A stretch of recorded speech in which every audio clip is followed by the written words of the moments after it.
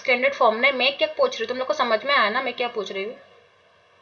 कि एक एमाइनो एक पेप्टाइड है जिसमें 13 अल्फा हेलिकल टर्न्स है, ओके, और तुम्हारा 20 बीटा प्लेटेड सीट है, ओके। तो उसमें तुम लोग को दिया होगा कि total length of the peptide कितना होगा, total length of the peptide. Ma'am वो 13 इंटू 3.6 करेंगे। 13 अल्फा हेलिकल टर्न है था, तो उससे क्या निकलेगा पहले बोलो। 13 इंटू 3.6 कर देंगे तो अल्फा हेलिकल टर्न का निकल जाएगा। क्या निकलेगा? डिस्टेंस। हाँ हाँ हाँ 3.6 क्या है बेटा? वो अमाइनो एसिड्स है, तो नैनोमीटर। टोटल अमाइनो एसिड्स निकलेंगे। और one amino acid to another amino acid कितना लेंथ होता है? 1.5 एंगस्ट्रॉम होता है। उसके बाद वो मल्टीप्लाई करोगे, मल्टीप्लाई। हाँ, तभी जाके तुम्हारा अल्फा हेलिकल का मिलेगा। फिर तुम्हारा है बीटा प्लेटेड सीट का। बीटा प्लेटेड सीट में मैंने तुमको कितना बोला कि कितना बीटा प्लेटेड सीट है? अगर 30 बीटा प्लेटेड सीट है, let's take 30 beta pleated sheet. तो 30 बीटा प्लेटेड सीट मतलब one amino acid to another amino acid कितना होता है तुम्हारा? उसमें 3.5 वैसे अमाइनो एसिड का हम लोग काउंट नहीं कर सकते, तो वो डायरेक्टली दिया होगा कि तुम्हारा 30 अमाइनो एसिड्स है, ओके। तो उसमें डायरेक्ट तुम लोग क्या करोगे, कितना मल्टीप्लाई करोगे? 3.5। हाँ 3.5 एंगस्ट्रॉम। तो फिर तुम क्या करोगे, दोनों को मिला दोगे, दोनों को मिला तो टोटल पेप्टाइड का मिल गया तुम्हारा लेंथ, ओके। समझ में आया ना?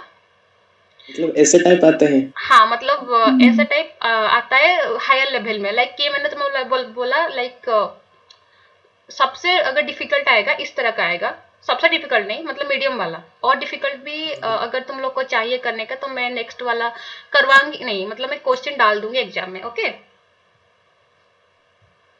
क्वेश्चन डालूंगी या तुम लोग को करना है? प्रैक्टिस करना है। हाँ हाँ मुझे पता था यही बोलोगे। नहीं, हम पाथफाइंडर से कर देंगे। अच्छा ही होगा। हाँ इस बार मैं देख रही हूँ ना क्या कर रहे हो तुम लोग, इस बार थोड़ा, हाँ इस बार ऐसा क्वेश्चन रहेगा लाइक तुम लोग सोच के करना होगा वैसा क्वेश्चन है। लाइक तुम लोग अगर भी ऐसा क्वेश्चन कर रहे हो ना तो एग्जाम में तुम लोग को लाइक ब्रेन एक्टिव हो गया होगा कि ये क्या करना है, कौन सा, जैसा कि ये रंजित खुद कंफ्यूज हो रहा है कि अमाइनो एसिड का लेंथ कितना है। वो 3.6 को कब से सोच रहा है कि वो लेंथ काउंट करने के लिए यूज होता है।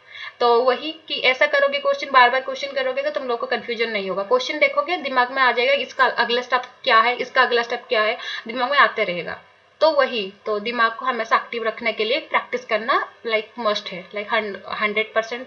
अगर तुम लोग एग्जाम के 10-15 दिन पहले बायोकेमिस्ट्री अगर तुम एटलीस्ट 100 क्वेश्चन सॉल्व करके जाओगे ना, तुम लोग को वहां जाने के बाद लगेगा सब कुछ आ रहा है तुम लोग को। लाइक 90% क्वेश्चन ऐसे सॉल्व हो जाएगा। और जो 1-2 क्वेश्चन है वो छोड़ो, वो नहीं होगा तो अलग बात है, डिफिकल्ट रहता है, मतलब किसी को नहीं आता है। 1-2 जो टॉपर होते हैं उनके लिए होता है वो क्वेश्चन मतलब मुझे वही लगता है कि 1-2 क्वेश्चन ऐसा हमेशा रहता है कि जो नॉर्मल ऐसा कि लाइक एवरेज वाले जो होते हैं स्टूडेंट्स उनके लिए नहीं होता है, टॉप लेवल होता है। चलो कोई बात नहीं, पहले मैं इसको ये बता देती हूँ। कोई एक मुझे क्वेश्चन पूछी थी, कौन, प्रभासिनी पूछी थी शायद, हाँ वो वाला पहले बता देती हूँ जो क्रोमेटोग्राफी का क्वेश्चन था। नहीं हम पूनम की पूछी थी। पूनम, अच्छा ओके पूनम, हाँ ठीक है वही बता देती हूँ। वैसे तुम लोग को वैसे समझ में नहीं आएगा, मतलब ट्राई करो समझने के लिए क्रोमेटोग्राफी, क्योंकि तुम लोग को पता नहीं है उसका टेक्निक। फिर भी मैं सिंपल लैंग्वेज में बोल रही हूँ, जितना समझने के लिए ट्राई कर सकते हो तुम लोग। किसी को पता है क्रोमेटोग्राफी क्या होता है, क्यों यूज होता है, कुछ आइडिया है किसी को? हाँ मैम लीप में जो क्लोरोफिल का लेवल जानने के लिए पेपर क्रोमेटोग्राफी करते हैं। हाँ वो तो ठीक है, मतलब नॉर्मल क्रोमेटोग्राफी क्यों क्यों होता है, क्यों क्या करते हैं हम लोग क्रोमेटोग्राफी के थ्रू? स्टेनिंग कुछ करते हैं। अरे बाबा वो तो प्रोसीजर में आएगा, मैं बोल रही हूँ सिग्निफिकेंस क्या है। लाइक क्रोमेटोग्राफी करना लाइक क्यों यूज होता है, बायोकेमिस्ट्री में क्रोमेटोग्राफी का यूज क्या है, बायोकेमिस्ट्री में नहीं, हम लोग किसी में भी यूज कर सकते हैं। ओके तो क्रोमेटोग्राफी मेनली क्या होता है कि तुम्हारा मिक्सचर को सेपरेट करने के लिए, वो हो सकता है तुम्हारा लिक्विड मिक्सचर हो सकता है, सॉलिड लिक्विड मिक्सचर हो सकता है, सॉलिड गैस मिक्सचर हो सकता है, लिक्विड गैस हो सकता है। अगर लिक्विड होता है लिक्विड क्रोमेटोग्राफी हुआ, अगर लिक्विड गैस हुआ उसको भी बोलते हैं हम लोग लिक्विड क्रोमेटोग्राफी। फिर गैस क्रोमेटोग्राफी में गैस और गैस को मतलब एक गैसियस सब्सटेंस होगा और एक भी गैसियस सब्सटेंस होगा, उसको अगर हम लोग अलग करना चाहते हैं तो हम लोग यूज करेंगे गैस क्रोमेटोग्राफी। वैसे होता है हमारा HPLC, तो उसमें भी एक टाइप टाइप का वो क्रोमेटोग्राफी है, रुक जा, उसमें क्या करते हैं HPLC liquid high pressure liquid chromatography. तो इसमें यह होता है कि बहुत प्रेशर डालते हैं, एक होता है उसका स्ट्रक्चर टाइप अलग टाइप का होता है। तो उसमें क्या करते हैं, बहुत ज़्यादा प्रेशर डालते हैं, फिर लिक्विड जो है, लिक्विड और गैस अगर मिक्स होगा तो उसको इतना प्रेशर डालते हैं कि लिक्विड ऑटोमेटिकली सेपरेट हो जाता है गैस से। तो वो होता है हाई प्रेशर लिक्विड क्रोमेटोग्राफी। वो one type of liquid chromatography ही होगा। फिर वो हो गया, फिर तुम लोग का लिक्विड गैस हो गया, सॉलिड क्रोमेटोग्राफी, जैसे कोई एक बोल रहा था पेपर क्रोमेटोग्राफी, वो भी है। पेपर क्रोमेटोग्राफी पता है किसको सेपरेट करने के लिए यूज होता है मेनली? मैम जो पिगमेंट्स होता है, क्लोरोफिल हो गया कि हाँ, वो और कुछ मैं बायोकेमिस्ट्री में पूछ रही हूँ बेटा। पेपर क्रोमेटोग्राफी मेनली यूज होता है amino acid two amino acid को सेपरेट करने के लिए। ओके, अगर मिक्सचर ऑफ अमाइनो एसिड होता है ना, एक पेपर क्रोमेटोग्राफी हम लोग वो तुम लोग को मिलेगा, मतलब जाने के बाद भी MSc में समझ में आएगा। अब मैं इतना डिटेल्स में बताऊंगी तो तुम लोग को समझ में भी नहीं आएगा। प्रैक्टिकल ऐसा चीज है कि तुम लोग अगर देखोगे वही जाके समझ में आएगा तुम लोग को। ठीक है, तो ये देखते हैं। तो ये हो गया तुम लोग को क्रोमेटोग्राफी के बेसिक पता चल गया कि क्या एक्चुअली होता है, मतलब करना क्या करते हैं वहां पे, कि सेपरेट होता है। हाँ, और एक भी है, हम लोग यहाँ पे पढ़ेंगे जेल एक्सक्लूजन। यहाँ पे दो क्रोमेटोग्राफी का अप्लाई हो रहा है। एक तो वन इज तुम्हारा ion exchange chromatography. These are two types, like cation exchange chromatography and anion exchange chromatography. Cation मतलब क्या होता है, पॉजिटिव या नेगेटिव होता है, बोलो? नेगेटिव। कैटायन नेगेटिव होता है, अनायन क्या होता है, पॉजिटिव होता है? कैटायन पॉजिटिव होता है, पॉजिटिव होता है। हाँ, ये देखो कैटायन अनायन में भी कंफ्यूजन हो रहा है तुम लोग को अभी। तो कैटायन होता है तुम्हारा पॉजिटिव, अनायन होता है नेगेटिव। तो एक होता है तुम्हारा आयन एक्सचेंज में, एक होता है कैटायन एक्सचेंज क्रोमेटोग्राफी, और एक होता है अनायन एक्सचेंज क्रोमेटोग्राफी, और एक होता है जेल एक्सक्लूजन क्रोमेटोग्राफी। ओके, उसमें क्या होता है ना तुम्हारा इसमें दोनों अप्लाई हुआ है, जेल एक्सक्लूजन भी हुआ है और कैटायन एक्सचेंज। क्वेश्चन में देख रहे हो, इन ए प्यूरिफिकेशन एक्सपेरिमेंट, रुको मैं ये करती हूँ पॉइंटर पेन। ओके, तो यहाँ पे क्या हुआ है देखो कि तीन प्रोटीन है। ओके, तो मैंने क्या बताया अभी, प्रोटीन को सेपरेट करने के लिए, अमाइनो एसिड को सेपरेट करने के लिए हमारा क्या क्या यूज होता है, क्रोमेटोग्राफी यूज होता है। ओके, तो यहाँ पे क्या हुआ है, क्रोमेटोग्राफी यूज हुआ है दो टाइप का, एक होता है जेल एक्सक्लूजन और एक हुआ है तुम्हारा कैटायन एक्सचेंज। तो यहाँ पे तीन प्रोटीन है A, B and C। Okay, वो कैसे सेपरेट हुआ है, एक तो हुआ है जेल एक्सक्लूजन के थ्रू और एक हुआ है कैटायन एक्सचेंज क्रोमेटोग्राफी। तो ये बताया ड्यूरिंग इल्यूशन। इल्यूशन का मतलब पता है क्या होता है?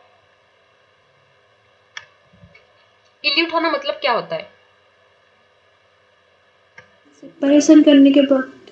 हाँ, मतलब सेपरेट, जो सेपरेट होने के बाद जो निकलता है उसको बोलते हैं हम लोग इल्यूशन। ओके, तो ये होता है कि एक्सट्रैक्शन ऑफ द मटेरियल को बोलते हैं हम लोग इल्यूशन। मतलब सिंपल लैंग्वेज में ये है कि एक्सट्रैक्शन ऑफ द मटेरियल जो निकलता है उसको बोलते हैं हम लोग इल्यूशन। ड्यूरिंग इल्यूशन मतलब जब प्रोटीन को हम लोग सेपरेट किए। Okay, the buffer use is pH 7। तो हम लोग एक बफर यूज करते हैं हमेशा। हमेशा इतना तुम लोग को याद रहना चाहिए कि जानना चाहिए कि हमेशा कुछ भी हम लोग कर रहे हैं, SDS पेज कर रहे हैं या फिर कुछ भी कर रहे हैं, उसमें बफर होना जरूरी है। ओके, बफर मेंटेन करता है, pH मेंटेन करने के लिए बफर यूज होता है। तो यहाँ पे हम लोग क्या लिए है, बफर pH 7 में लिए है। pH 7 मतलब तुम लोग को पता है कि वहां पे एसिडिक नहीं है कि बेसिक नहीं है, नॉर्मल कांस्टेंट वाला pH में लिया हुआ है। तो क्वेश्चन क्या है, which of the following statement is true. Okay, तो हम लोग देखेंगे इसमें डाटा दिया है क्या, प्रोटीन ए का वेट है 45 किलो डाल्टन। ओके, और उसका आइसोलेटिव पॉइंट क्या है 11। फिर प्रोटीन बी का वेट कितना है 17 किलो डाल्टन। और मैंने बताया था प्रोटीन का वेट हमेशा किस में मेजर होता है, डाल्टन में, याद रखना। ओके, उसका यूनिट होता है डाल्टन। तो किलो डाल्टन मतलब 1 kilo dalton is equal to how many dalton होगा? 1000। ओके, 1000। जैसे कि किलोग्राम होता है वैसे ही यहाँ पे भी वही होगा कि 1 किलोग्राम इक्वल टू 1000 ग्राम, या फिर 1 किलोमीटर इक्वल टू 1000 मीटर। वैसे ही 1 kilo dalton equal to 1000 dalton. तो उसका हम लोग को यहाँ पे कुछ नहीं करना है। तो फिर सी पे क्या हुआ 115 किलो डाल्टन। तो अब यहाँ से बोलो तुम लोग कि A, B और C में सबका उस तीनों प्रोटीन में से कौन सा प्रोटीन सबसे हेवियर है? C. Then B. Then A. Okay, तो इसमें आइसोलेटिव पॉइंट फर्स्ट का है 11, देन बी का है 3, देन सी का है 9। नेक्स्ट चाहते हैं, मैं सोल्यूशन कर दी हूँ, यहाँ पे लिखी हूँ। तो फर्स्ट में तुम ये बोलो, ये वाला इसमें pH लेस देन PI है या फिर pH ग्रेटर देन PI? यहाँ पे pH तुम्हारा कितना है, pH तुम्हारा 7 है। ओके, 7 है, तो यहाँ पे pH लेस देन PI है, pH ग्रेटर देन PI है? हाँ ग्रेटर देन पी आई। हाँ, तो क्या ग्रेटर देन मतलब पीएच ज्यादा है? अभी तुम लोग को दिख नहीं रहा है, यहाँ पे पीएच 7 है, यहाँ पे पीआई 11 है, तो कौन सा ज्यादा है? नहीं मतलब पी आई ज्यादा है पीएच हाँ से। हाँ, तो pH is less than pI, वही हुआ ना, pH is less than pI. रोल को लिखी हूँ यहाँ पे, ये देखो, pH is less than pI. PH is less than pI मतलब वो अमाइनो एसिड पॉजिटिवली चार्ज है या नेगेटिवली चार्ज है? फर्स्ट क्लास में बताई थी, याद करके बोलो। अगर कोई गलत बोला अभी ना, क्लास निकाल दूंगी, उसको रिमूव कर दूंगी। ध्यान मतलब याद अच्छे से, मतलब याद करके बोलो। पीएच अगर लेस देन पीआई हुआ तो अमाइनो एसिड पॉजिटिवली चार्ज होगा, नेगेटिवली चार्ज होगा? पॉजिटिवली चार्ज होगा। और किसी को कुछ बोलना है?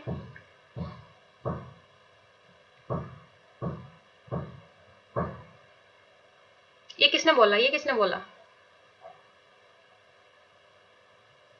अरे डरो मत, बोलो। निकाल नहीं रही हूँ मैं, बोलो। मैम मैं बोला नाम बोल, मैं दिखाई नहीं दे रहा मुझे, प्रेजेंटेशन में हूँ मैं। नहीं। ओके ठीक है। रंजीत, पूनम, कृष्णा, आस्था, अमित, बोलो किसको? Positively charge. होगा 100% श्योर, 100% लॉक किया जाए? हाँ मैम, पक्का पक्का। हाँ ठीक है, सही, वेरी गुड। चलो मेरा नाम रख दिया तुम लोग, नहीं तो मैं खुद चली जाती, सोच रही थी अभी। ठीक है, चलो ये हो गया। पीएच अगर लेस देन भी होगा, माइनस हो गया तुम्हारी पॉजिटिवली चार्ज। ओके, तो फिर सेकंड में चलो।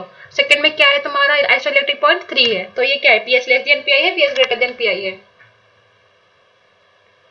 Less than P I.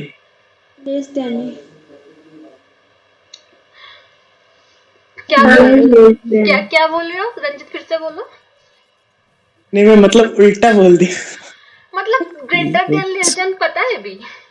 हाँ मैं मतलब वो आगे ही रहेगा, ये पीछे रहेगा। हाँ, मुझे डुबा दोगे, मुझे अभी से लग रहा है वही करोगे तुम लोग।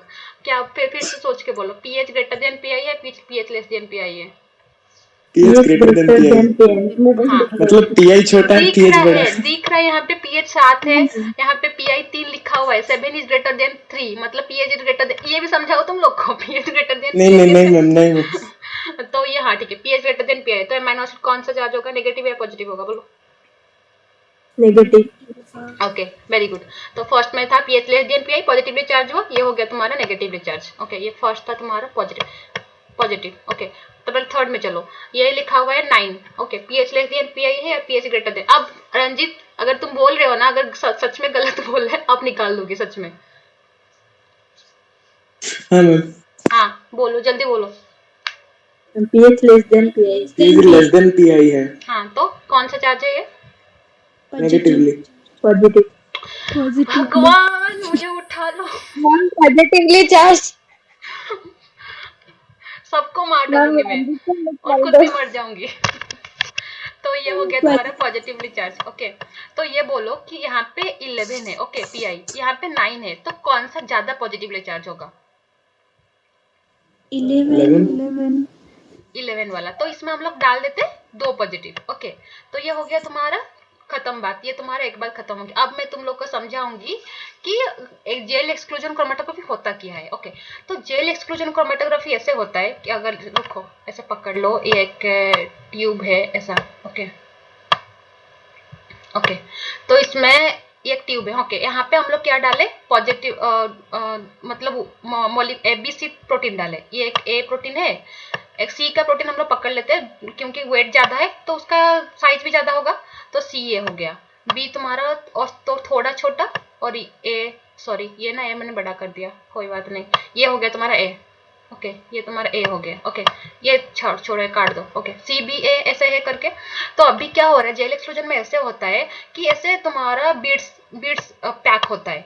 ये एक तुम्हारा टेस्ट ट्यूब टाइप है, उसमें क्या है, तुम्हारा बीड्स पैक हुआ है। बीड्स मतलब ऐसे तुम्हारा, जैसे कि बोलूं मैं, छोटा छोटा जो ये होता है, लाइक पत्थर टाइप होता है, वो होता है तुम्हारा बीड्स, ऐसे पकड़ लो। ओके, तो ये क्या होता है कि उसमें बीड्स में ऐसे ऐसे थोड़ा थोड़ा ऐसे गैप होता है, ऐसे थोड़ा थोड़ा गैप, एक बीड में थोड़ा थोड़ा छोटा छोटा गैप होता है। तो अब क्या होगा, अब हम लोग छोटा छोटा प्रोटीन पास करें, 2 टाइप का प्रोटीन पास करें, अभी ए बी सी को छोड़ दो। ओके, तो अब एक तो छोटा छोटा प्रोटीन पास करेगा, और एक बड़ा, मतलब साइज जो होगा बड़ा होगा। तो तुम खुद सोच के बोलो कि जो छोटा छोटा प्रोटीन है वो पहले पास करेगा, मतलब आराम से चला जाएगा यहाँ से, या फिर बड़ा वाला प्रोटीन जो है वो आराम से चला जाएगा।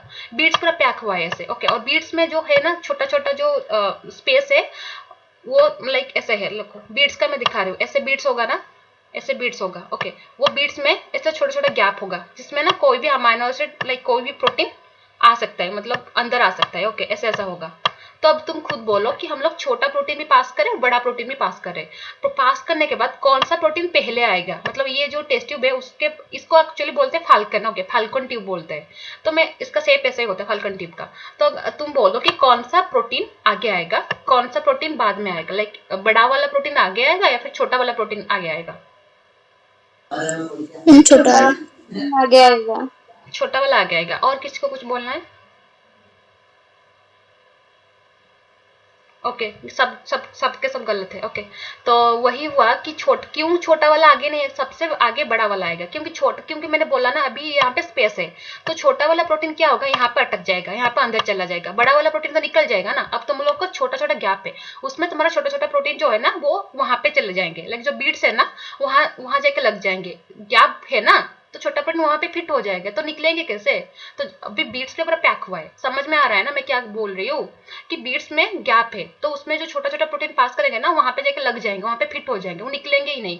तो बड़ा प्रोटीन तो ऐसे भी निकल जाएगा ना, कि बड़ा प्रोटीन को पैक होने के लिए और ज्यादा गैप चाहिए, स्पेस चाहिए, जो कि बीड्स में नहीं है। बीड्स में वो मतलब बीड्स में जितना स्पेस है वो छोटा प्रोटीन के लिए ही है, छोटा छोटा स्पेस है। तो बड़ा प्रोटीन क्या होगा, वो बीड्स पे लगेगा ही नहीं, वो आराम से नीचे चला जाएगा। समझ में आना क्या बोल रही हूँ, क्यों बड़ा प्रोटीन पहले जाएगा? इसमें ओके। तो यही हुआ कि जेल एक्सक्लूजन में क्या होता है, जब तुम्हारा दो टाइप का प्रोटीन होता है, एक होता है लार्जर साइज वाला प्रोटीन और एक होता है स्मॉलर साइज वाला प्रोटीन। अगर लार्जर साइज वाला प्रोटीन होगा तो वो क्या होगा, तुम्हारा पहले जाएगा। तो अगर ऐसे क्वेश्चन दिया होगा, if you have to separate the larger size protein from the smaller size protein, then what technique you will use, तो तुम लोग को क्या मिलेगा, तो क्या लिखोगे कि gel exclusion chromatography exclusively use होता है तुम्हारा gel exclusion chromatography. Gel exclusion में क्या होता है, this is basically use to separate the like larger size protein, like larger molecular weight protein from the smaller molecular weighted proteins, okay। तो अब क्या होगा, अब तुम बोलो, ये अभी 3 प्रोटीन है, ओके, ए बी सी। तो अभी तुम बोलो कौन सा प्रोटीन आगे जाएगा, कौन सा आगे इल्यूट होगा, सी आगे जाएगा फिर या बी या फिर ए, कौन सा आगे जाएगा? सी जाएगा। अभी मैंने बोला ना कि लार्जर मॉलिक्यूलर, रंजीत तुमने सही बोला था, अभी फिर से गलत बोल दिया। अभी मैंने बोला कि जेल एक्सक्लूजन में अभी हम लोग अगर जेल एक्सक्लूजन यूज कर रहे हैं तो लार्जर वाला प्रोटीन पहले जाएगा, क्योंकि वो भॉइड में नहीं रहेगा, मतलब जो भॉइड होता है, जो बीड के भॉइड होता है उसमें नहीं रहेगा, वो निकल जाएगा। तो इसमें बोलो, इसमें से सबसे लार्जर प्रोटीन कौन सा है? सी है। सी वाला। हाँ सी वाला है, तो कौन सा आगे जाएगा? सी आगे जाएगा, सी निकल जाएगा। तो जो छोटा प्रोटीन है वो जो ए है वो अटक जाएगा ना, यहाँ पे जो बीड्स पे अटक जाएगा ना, वो कैसे जाएगा, तो सी पहले जाएगा। पहले तो ऑर्डर बोलो, कौन सा आगे जाएगा, फिर कौन सा, फिर कौन सा? सी पहले, उसके बाद सी बी देन तुम्हारा ए जाएगा, ओके। ये क्लियर हो गया तुम लोग का। अब उसको देखते हैं, मतलब ऑप्शन को देखते हैं, ओके। आइसोइलेक्ट्रिक पॉइंट का बाद में देखेंगे, पहले इसका देखते हैं, मतलब कैटायन एक्सचेंज क्रोमेटोग्राफी का। तो ए क्या होता है, लिखा है A elutes last in both the cases. Both the cases मतलब हम लोग यहाँ पे एक केसेस देखे, मतलब एक जो जेल एक्सक्लूजन क्रोमेटोग्राफी का देखे, कैटायन एक्सचेंज बाद में देखेंगे। तो अब बोलो कि A elutes last in both the cases. तो फर्स्ट केसेस में जो हम लोग जेल एक्सक्लूजन का लिए वो लास्ट में हो रहा है, फर्स्ट में हो रहा है? लास्ट में हो रहा है, तो ये ऑप्शन करेक्ट हो सकता है। हम लोग आयन एक्सचेंज का बाद में देखेंगे। फिर देखो C elutes last in the gel exclusion, C last में हो रहा है, ये गलत है सही है? फॉल्स। गलत है, क्योंकि हमने ऑर्डर बोला ना, सी जा रहे पहले, उसके बाद बी जा रहे, उसके बाद ए। तो इसमें क्या लिखा है, last in the gel exclusion, ये फर्स्ट जा रहे ना सी, क्योंकि उसका वेट ज्यादा है। तो ये हो गया तुम्हारा गलत, ये ऑप्शन नहीं होगा बिल्कुल भी। वो सेकंड ऑप्शन का सोचने की जरूरत भी नहीं है, आयन एक्सचेंज का सोचने का जरूरत भी नहीं है। फिर हो गया A elutes last in the gel exclusion, सही है गलत है? सही है मैम। हाँ सही है, तो ये भी हो सकता है ऑप्शन तुम्हारा। फिर होता है C elutes last in the gel exclusion, ये गलत हो गया तुम्हारा। तो ये हमारा ए और सी के बीच देखना है कौन सा ऑप्शन करेक्ट है, ओके। तो अब जाते हैं हम लोग आयन एक्सचेंज क्रोमेटोग्राफी में, ओके। अब देखो, अब मैंने वही लिखा है, सी का हाईएस्ट वाट है 115, बी का है 70, ए का है 45, मैंने दिखाया है।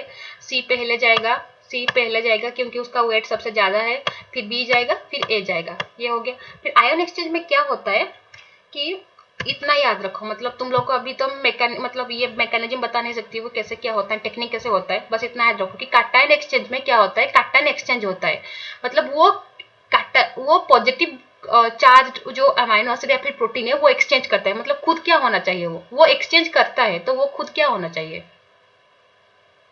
मतलब कैटायन पॉजिटिव होता है। यहाँ पे लिखा है कैटायन एक्सचेंज क्रोमेटोग्राफी, मतलब जो हम लोग यूज कर रहे हैं यहाँ पे वो कैटायन एक्सचेंजर है, मतलब वो खुद कैटायन एक्सचेंज कर रहा है, तो उसको खुद क्या होना पड़ेगा, मतलब वो इट्सेल्फ। हाँ आनायन आनायन क्या, कैटायन होना पड़ेगा ना।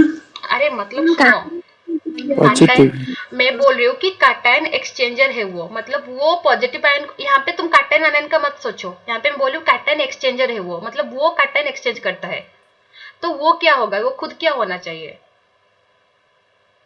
आनायन अनायन होना चाहिए, मतलब वो नेगेटिव होना चाहिए। देखो अगर वो एफ एफ देखो ऐसे ऐसे, इसको भी ऐसे हम ले रहे हैं, मीडियम है ऐसे, ओके, तो वहां पे क्या हुआ है, कैटायन एक्सचेंजर है ऐसे, ओके, कैटायन एक्सचेंजर याद रखो हमेशा नेगेटिव चार्ज होता है, ओके, इतना याद रखना, मतलब यहाँ पे कैटायन होगा तो पॉजिटिव है खुद, बट कैटायन एक्सचेंजर मतलब नेगेटिव होगा खुद। अगर ऐसे नेगेटिव है, ये ऐसे लगा हुआ है यहाँ पे, इसको बोलते हैं रेजिन, ओके, रेजिन, जो रेजिन में लगा हुआ है तुम्हारा कैटायन एक्सचेंजर, तो अब ये पॉजिटिव वाला चार्ज पास करे, पॉजिटिव तुम्हारा जो प्रोटीन है वो पास कर रहा है, तो अभी वो नेगेटिव जो है वो अट्रैक्ट करेगा या नहीं, बोलो, नेगेटिव पॉजिटिव को अट्रैक्ट करता है ना, हाँ मैम। हाँ, तो ये अट्रैक्ट करेगा, ये आके लग जाएगा, तुम्हारा जो पॉजिटिव वाला अमाइनो एसिड्स है वो आगे लग जाएगा, तो तुम्हारा जो नेगेटिव वाला है वो आके लगेगा क्या, वो तो रिपल्सन होगा ना, तो नेगेटिव वाला पास कर जाएगा। तो अब क्या हुआ कि कैटायन एक्सचेंजर यूज होता है, मतलब तुम्हारा नेगेटिव वाला जो चार्ज अमाइनो एसिड है उसको सेपरेट करने के लिए, समझ गया ना क्यों, मतलब मैं क्या बोल रही हूँ, मतलब इतना समझो कि कैटायन एक्सचेंजर, कैटायन मतलब सोच लो कि वो खुद नेगेटिव है, ओके, अगर खुद नेगेटिव है वो नेगेटिव को रिपल्स करेगा, वो तो लगेगा नहीं उसके पास, तो नेगेटिव चला जाएगा, वो मतलब वो जो इसमें चला जाएगा, तुम्हारा जो मीडियम है उसमें चला जाएगा आराम से, क्योंकि नेगेटिव नेगेटिव रिपल्स करता है, तो कैटायन एक्सचेंजर यूज होता है नेगेटिवली चार्ज अमाइनो एसिड को सेपरेट करने के लिए, एंड तुम्हारा जो अनायन एक्सचेंजर होता है वो यूज होता है पॉजिटिवली चार्ज अमाइनो एसिड को सेपरेट करने के लिए, ओके। तो यहाँ पे क्या हो रहा है, हम लोग यहाँ पे यूज करें कैटायन एक्सचेंज क्रोमेटोग्राफी, तो तुम खुद बोलो कि यहाँ पे पॉजिटिवली चार्ज जो अमाइनो एसिड है वो पहले जाएगा या फिर नेगेटिवली चार्ज अमाइनो एसिड है वो पहले जाएगा, सोच के बोलो। नेगेटिवली चार्ज जाएगा, चार्ज जो है पहले हाँ, जाएगा। अभी मैंने बोला क्योंकि वो खुद नेगेटिव है तो वो पॉजिटिवली अमाइनो एसिड को अट्रैक्ट कर देगा, तो जो तुम्हारा नेगेटिव चार्ज है वो आराम से चला जाएगा। तो अभी बोलो ए और बी और सी में कौन सा नेगेटिव है, बी बी। हम लोग अभी आइसोलेटेड का पॉइंट के हिसाब से दिखा था ना, वो बी नेगेटिव है, तो बी पहले चला जाएगा, तो ऑर्डर क्या है, पहले बी चला गया तुम्हारा, ओके। फिर क्या जाएगा, देखो ए ज्यादा पॉजिटिव है, सी थोड़ा कम पॉजिटिव है, तो पहले कौन सा जाएगा, सी सी जाएगा। हाँ, तो पहले सी जाएगा, फिर तुम्हारा क्योंकि ए तुम्हारा ज्यादा पॉजिटिव है तो ज्यादा अट्रैक्ट करके रखेगा, वो जो तुम्हारे जिन है कैटायन एक्सचेंजर, तो वो हो गया ए, तुम्हारा ऑर्डर है बी सी एंड ए। इसका ऑर्डर क्या था, जो जेल एक्सक्लूजन का ऑर्डर क्या था तुम्हारा, सी सी बी ए। ए, ओके। तो अब ऑप्शन देखते हैं हम लोग क्या है, ओके। तो लिखा है फर्स्ट में A elutes last in both the cases, अब ये करेक्ट है या गलत है, बोलो। करेक्ट है। करेक्ट है, क्योंकि तुम्हारा जो आइसोलेक्टिक पॉइंट इसमें भी ए लास्ट में जा रहा है, इसमें भी लास्ट में जा रहे हैं, तो दोनों में ऑप्शन, तो ये हो गया तुम्हारा करेक्ट, तो यही करेक्ट ऑप्शन है। तो अगर फिर भी देख लेते हैं सेकंड ऑप्शन, इसमें लिखा है C elutes last in the gel exclusion, तो गलत बोले थे, A elutes last in the ion exchange chromatography, ये सही है, सेकंड वाला ऑप्शन सही है, बट फर्स्ट वाला तो गलत है ना, तो ये ऑप्शन गलत हो गया पूरा। थर्ड वाला देखो, थर्ड में लिखा था कि A elutes last in the gel exclusion, वो तो सही है, बट लिखा है कि B elutes last in the ion exchange chromatography, ये सही है गलत है, गलत है। गलत है, क्योंकि तुम्हारा बी फर्स्ट जा रहा है, क्योंकि बी तुम्हारा क्या है, नेगेटिव चार्ज है, और नेगेटिव चार्ज है तो वो फर्स्ट क्यों जाए, वो फर्स्ट ही जाएगा ना, लास्ट क्यों जाएगा, तो ये हो गया तुम्हारा सी ऑप्शन भी गलत हो गया, तुम्हारा सही ऑप्शन कौन है, और थर्ड तो ऐसे भी गलत था, मतलब लास्ट वाला तो ऐसे भी गलत है, क्योंकि C elutes last in the gel exclusion लिखा है, जो कि हमारा सी पहले हो रहा था, क्योंकि उसका प्रोटीन का वेट तुम्हारा सबसे ज्यादा है।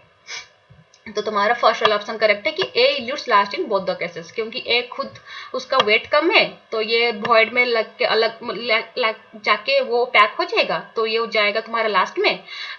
और तुम्हारा ये हो जाएगा तुम्हारा, क्योंकि उसका पॉजिटिवली चार्ज है और बहुत ज्यादा पॉजिटिव है, इसलिए वो भी जाएगा, मतलब वो लग जाएगा तुम्हारा रेजिन के साथ, जो कैटायन एक्सचेंजर के साथ लग जाएगा, तो वो जाएगा लास्ट में तुम्हारा सबसे जाने के बाद। अब समझ में आया ना, पूरा क्वेश्चन समझ में आया ना क्या हो रहा है? Yes ma'am. ओके, हाँ तो मैम। किसी को कुछ डाउट है इसमें?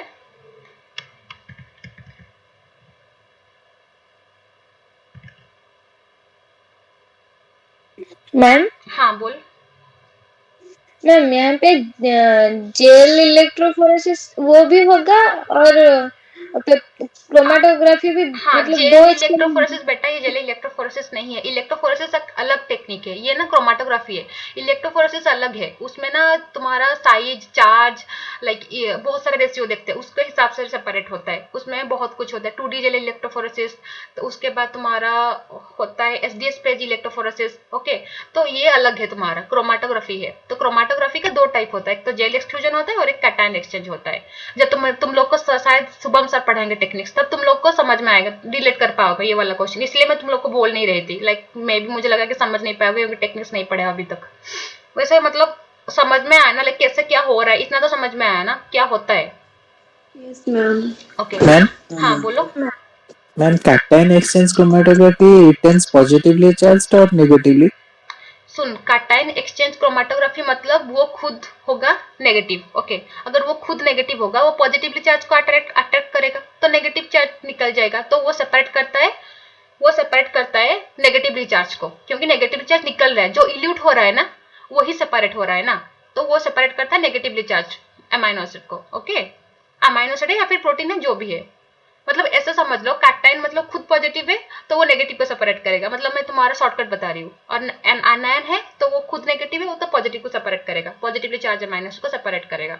तो तुम लोग के लिए, लाइक तुम लोग भूल जाओगे, तो ऐसे सोच लो कि उल्टा होता है, जो तुम देख रहे हो स्टार्टिंग में वो उल्टा होगा, उसी को सेपरेट करेगा। जो तुम देख रहे हो अनायन, वो नेगेटिव है तो पॉजिटिव को सेपरेट करेगा। मतलब इतना इतना तो कर सकते हो ना, लेकिन अगर कंसेप्ट तुम लोग को याद नहीं आया एग्जाम में बाई चांस, तो ये यूज करो, उल्टा होता है यहाँ पे। जेल एक्सक्लूजन में भी तुम लोग सोच जो रहे हो वही उल्टा होता है। तुम क्या सोचते हो कि छोटा वाला आगे चला जाएगा, बड़ा वाला रह जाएगा?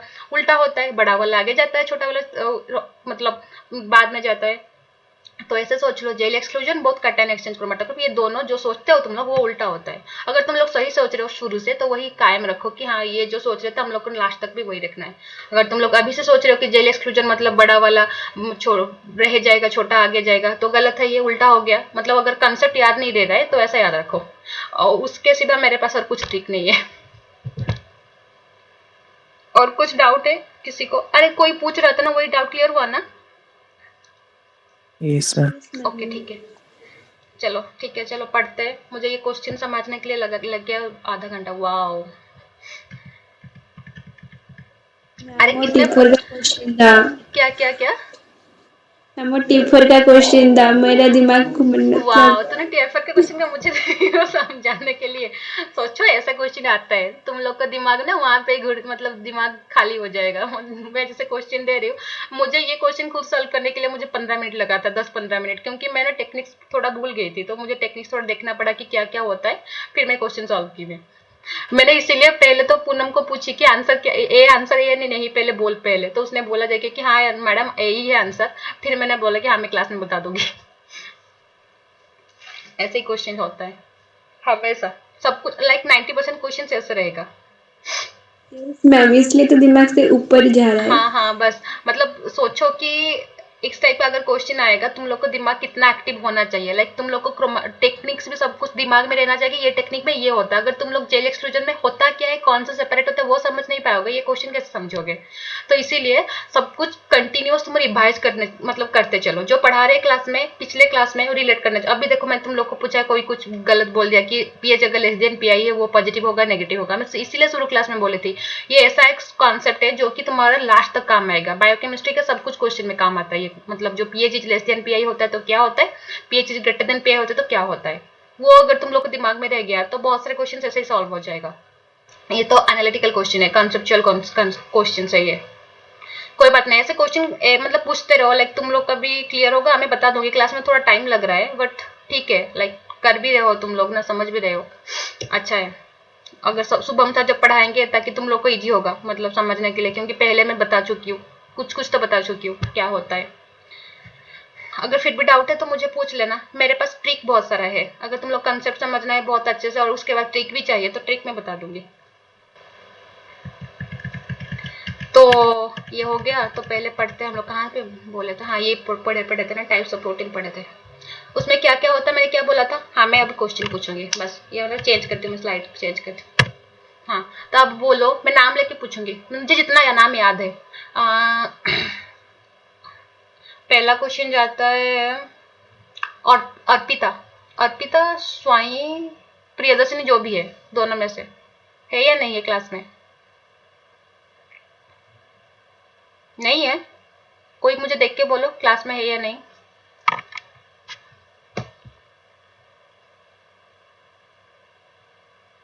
हेलो, नहीं है मैम। नहीं है, अच्छा ठीक है। और जिसने भी बोला नहीं है वही उसके लिए क्वेश्चन है। क्या नाम है? अरे बोलो बोलो, क्या नाम है? पूनम, नया मैम प्रभासिनी, ओके प्रभासिनी, हाँ ठीक है। अरे इजी क्वेश्चन पूछेगी, फर्स्ट जिसका क्वेश्चन आता है ना वो हमेशा लकी होता है, उसके लिए इजी रहता है क्वेश्चन। हाँ तो ये बोलो कि कंजुगेटेड प्रोटीन में दो पार्ट क्या क्या होता है?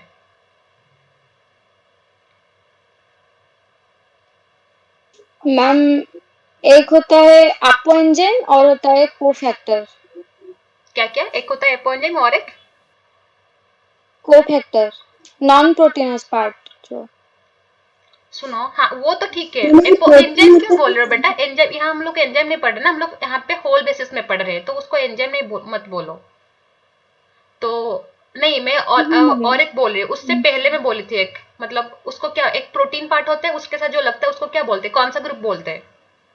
प्रोस्थेटिक हाँ ग्रुप। प्रोस्थेटिक ग्रुप बोलते हैं। हाँ तो प्रोस्थेटिक ग्रुप बोलते हैं, तो यही होता है कि ये होता है एक सिंपल प्रोटीन होता है, उसको बोलते हैं एपोप्रोटीन, और एक होता है नॉन प्रोटीन, उसको बोलते हैं प्रोस्थेटिक ग्रुप। ओके, दोनों मिला के क्या होता है तुम्हारा, होलो प्रोटीन होता है। ओके, उसके एग्जांपल पढ़े थे, ग्लाइको, लिपो, मेटालो, हेमोप्रोटीन, सब में प्रोटीन पार्ट होता है उसके पास, उसके साथ मेटल भी हो सकता है, कंजुगेट हो सकता है, आयरन भी कंजुगेट हो सकता है, लिपिड भी कंजुगेट हो सकता है, और या फिर glyco part like carbohydrate part भी हो सकता है। तो ये पढ़े थे हम लोग। अब पढ़ेंगे कि और टाइप, दो टाइप का होता है। ये क्या होता है तुम्हारा कि ये नॉर्मल टाइप है, सिंपल और कंजुगेटेड। ओके, तो यहाँ पे ऑन द बेसिस ऑफ कौन सा पार्ट अटैच हुआ है, लाइक लिपिड पार्ट अटैच हुआ है या फिर ग्लाइको पार्ट अटैच हुआ है, इसके बेसिस पे हम लोग सेपरेट किए थे। यहाँ पे हम सेपरेट करेंगे शेप एंड सॉल्युबिलिटी के हिसाब से। ओके, तो फर्स्ट क्या है, फाइब्रस, एंड सेकंड तुम्हारा है ग्लोबुलर।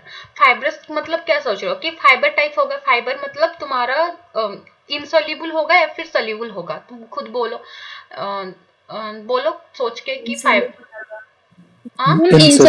इनसॉल्युबल होगा। Insoluble. ओके, तो फाइब्रस का एक एग्जांपल दो, प्लांट वाले को पता होगा, मतलब ऐसे मैं नहीं बोल रही हूँ कि प्रोटीन का एग्जांपल दो, मैं ऐसे बोल रही हूँ कि तुम्हारा normal day to day life में फाइब्रस, Jute. हाँ बस, वेरी गुड, हाँ जूट। तो वही होता है। तो वो पानी में नहीं, पानी में तुम लोग खुद देखो कि पानी में जो डाल कितना साल तक पड़ा रहता होगा, मतलब कितना साल तक, वो तो पानी में नहीं मिलता है ना, तो वही होता है, वो हो गया फाइब्रस तुम्हारा। लॉन्ग एंड रॉड सेप्ट होता है, ऐसे ऐसे होता है।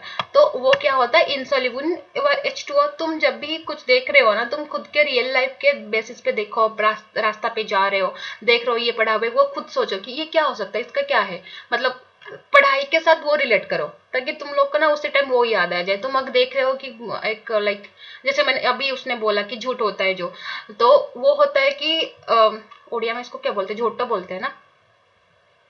Yes, ma'am. Yes ma'am. हाँ तो वही होता है कि तुम देख रहे हो उसको, उसको जाके देखोगे, तुम फोटो उठाओगे, यार कितना अच्छा दिख रहा है, वो नहीं करके तुम लोग अगर ये सोचोगे कि वो कौन सा प्रोटीन हो सकता है, वो इंसॉल्युबल है या फिर सॉल्युबल है, तो तुम लोग को काम आएगा ना। वो जाके बोले यार कितना सुंदर दिख रहा है, वहाँ पे एक लोटस का फ्लावर है, मैं जाके सेल्फी उठाऊंगी, ये करूंगी, वो नहीं करके ये सब करो। ये सब करोगे तुम लोग को भी फायदा होगा। जो भी कुछ देख रहे हो, कुछ पढ़ाई के रिलेटेड है ना, उसी टाइम याद करो। ओके, मतलब वो भी उठाओ, सेल्फी भी उठाओ, मैं नहीं मना करूंगी। मुझे अब मन में गाली दे रहे हो कि मैम हमको मना करे, सेल्फी भी नहीं उठाएंगे। तो वही हुआ कि अगर ये लॉन्ग रॉड सेप्ट हुआ, फिर हो गया इनसॉल्युबल H2O, एंड हो गया टॉफ। टॉफ मतलब वही कि कि तुम्हारा जो है सॉलिड का एक टाइप होता है ना, लाइक और ज्यादा सॉलिड होता है, वो उसको ही बोलेंगे टॉफ। फिर होता है एग्जाम्पल, क्या होता है तुम्हारा केराटिन। केराटिन पता है कहाँ पे होता है बॉडी में? एक एग्जाम्पल दो, कहाँ पे केराटिन होता है? हेयर पे होता Hair, है। हाँ नेल है, हाँ तो ठीक है, तो केराटिन nail, होता hair. है तुम्हारा हेयर पे होता है मोस्ट प्रोबेबली। और वहाँ वो कहाँ को, लाइक हेयर पे तो होता है, लाइक कैसे रूट पे होता है, या फिर हेयर जो तुम्हारा जो स्ट्रक्चर है हेयर उसमें होता है, कहाँ पे होता है? मैम रूट पे होता है। हाँ रूट पे ही होता है, वेरी गुड। तो इसीलिए ना मैं, जब तुम लोग कभी हेयर प्रोडक्ट खरीद रहे हो ना, उसमें ना हमेशा तुम लोग कंस्टिट्यूएंट देखना कि साइंस का स्टूडेंट हो भाई, बायोलॉजी का स्टूडेंट हो, इतना तो कर सकते हैं हम लोग। तो जब भी तुम लोग कुछ खरीद रहे हो ना, लाइक अगर हेयर प्रोडक्ट कुछ भी, लाइक अगर हो गया अभी कुछ आंवला ऑयल हो गया, या फिर कुछ बजाज आलमंड ऑयल हो गया, या फिर क्या निहार ऑयल हो गया, कुछ भी हो गया, तो उसके कॉन्स्टिट्यूएंट देखो कि कौन कौन सा कॉन्स्टिट्यूएंट है उसमें। देख के तुम आके नेक्स्ट टाइम मुझे बोलना कि मतलब देखो कौन सा कॉन्स्टिट्यूट होने से तुम्हारा हेयर के लिए अच्छा है। अगर वहां पे विटामिन ई है तो वो अच्छा है। तो वो पहले ना, क्योंकि तुम लाइफ साइंस स्टूडेंट हो, तो तुम लोग पहले जब जा रहे हो कुछ भी शॉपिंग के लिए जा रहे हो, पहले तुमने कॉन्स्टिट्यूएंट देखो कि क्या क्या उसमें प्रेजेंट है, तो उस हिसाब से खरीदो। इतना तो लाइक लाइफ साइंस स्टूडेंट होने का कुछ तो फायदा उठाना है हम लोग को। तो वही पहले कॉन्स्टिट्यूएंट देखो कि क्या क्या होता है, उस हिसाब से रिलेट करो कि वो हमारा हेयर के लिए अच्छा है या नहीं, कौन कौन सा विटामिन प्रेजेंट है और कौन कौन सा केमिकल प्रेजेंट है। ये केमिकल अगर प्रेजेंट है ये हमारे मतलब हेयर के लिए या फिर बॉडी के लिए मतलब हार्मफुल तो नहीं है, ये सब देख के लाओ। मतलब मैं ये बोलूंगी ताकि तुम लोग को वो कॉन्स्टिट्यूएंट का नाम भी पता चल जाएगा, प्लस तुम लोग को ये भी पता चल जाएगा कि वो कॉन्स्टिट्यूएंट हमारे बॉडी के लिए कौन सा अच्छा है कौन सा नहीं है, कौन सा विटामिन चाहिए कौन सा विटामिन नहीं चाहिए, वो भी काम आएगा। फिर होता है ग्लोबुलर। ओके, ग्लोबुलर क्या होता है तुम्हारा? वाटर सोल्यूबल होता है, और ये मोस्ट प्रोबेबली जितने भी प्रोटीन्स ग्लोबुलर प्रोटीन्स होते हैं वो सेकेंडरी स्ट्रक्चर में होता है। और सेकेंडरी स्ट्रक्चर में मैं क्या बताई थी, कौन कौन सा स्ट्रक्चर, कौन कौन सा टाइप होता है सेकेंडरी स्ट्रक्चर में? Alpha helix beta plate. Then alpha helix beta pleated मैं दो बताई थी, और भी बताई थी मैं। टर्न्स सुपर और सेकेंडरी हाँ स्ट्रक्चर लूप्स। हाँ वेरी गुड, ये हाँ सब भी होता लूप्स। है। ओके ठीक है।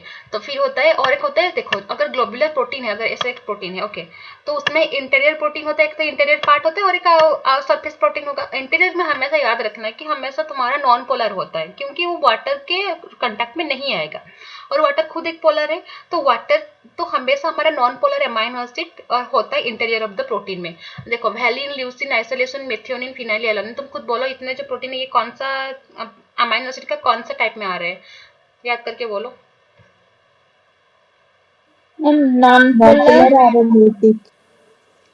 किसने बोला? Aliphatic. Ma'am phenyl. Aliphatic non polar. हाँ aliphatic non polar, last aliphatic में जो है फिनाइल वो बस एक है तुम्हारा नॉन पोलर एरोमेटिक, और सब कुछ तुम्हारे नॉन पोलर एलिफेटिक। ओके, तो अब हो गया सरफेस ऑफ द प्रोटीन में आता है। सरफेस क्या होता है? इंटीरियर होता है हमेशा तुम्हारा नॉन पोलर होता है, और सरफेस सरफेस क्या हो सकता है कि बोथ पोलर भी हो सकता है नॉन पोलर भी हो सकता है, क्योंकि क्योंकि वो वाटर के कंटेक्ट में आ रहा है ना हमेशा, तो वो हमेशा इसलिए कंस्टिट्यूएंट जो होता है पोलर एंड नॉन पोलर दोनों होते हैं। तो इसमें हो सकता है चार्ज पोलर भी हो सकते हैं, ऑन चार्ज पोलर भी हो सकते हैं। अगर चार्ज पोलर है तो तुम लोग को पता है लाइसिन, आर्जिनिन, हिस्टिडीन तीन तीन है, और एस्पार्टेट, ग्लूटामेट, इतना पांच हमारे है चार्ज पोलर। तो अनचार्ज पोलर का एग्जांपल दो मुझे जल्दी जल्दी। S T Q. You you कहाँ से आ गया? Ma'am Q Q. अच्छा ओके, और मैंने ये सीक्वेंस बताया था तुम लोग को, एसटी के बाद क्यू बताया था। नहीं मैम याद नहीं। S T C N Q. हाँ मैम एस टी सी है। अरे भाई अब बोलो, मुझे नाम बोलो। S T C N Q तुमने शॉर्टकट में बताया था। एस टी सी एस क्या होता है, टी सी एन क्यू क्या होता है, जल्दी बोलो। Threonine ma'am, serine, threonine, threonine, हाँ देन Cysteine, asparagine, glutamine. ग्लूटामिन, हाँ वेरी गुड। पैराथीन। अभी तक तुम लोग का एब्रीवेशन मतलब हुआ नहीं है अच्छे से, मतलब मैं वही सोच रही हूँ कब तुम लोग का बायोकेमिस्ट्री खत्म हो जाएगा पूरा, तभी तुम लोग को याद आएगा, मुझे वही लग रहा है। छोड़ो ठीक है, मैंने इसलिए बोल रही हूँ ना हर दिन रिवीजन कर, मतलब सुबह सुबह उठ रहे हो ना, कम से कम वो देख लो अमाइनो एसिड का जो तुम्हारा टाइप है, कौन सा पोलर है कौन सा नॉन पोलर है, कौन सा एरोमेटिक, एलिफेटिक, एंड तुम्हारा एब्रीविएशन, इतना देख लो। इतना हर दिन देखोगे ना, 8 दिन कम से कम देखोगे ना कंटिन्यूअस, तो तुम लोग को अपने आप ही याद रह जाएगा। मतलब तुम लोग को मैं कभी भी पूछूंगी, कोई भी कभी भी पूछेगा तो याद रह, मतलब रह गया होगा ऑलरेडी। तुम लोग को बार बार पढ़ने का और जरूरत नहीं होगा, तो वही बोल रही हूँ। तो ये हो गया। तो फिर बोलते हैं हम लोग कोलाजन। ओके, कोलाजन के बारे में किसी को कुछ पता है? बोलो मुझे, क्या होता है क्या नहीं कोलाजन के बारे में। नॉर्मल किसी को कुछ भी पता है बोलो।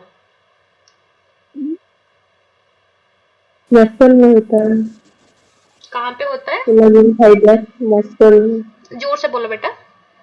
मसल मसल में। हाँ, तो फिर और क्या पता है?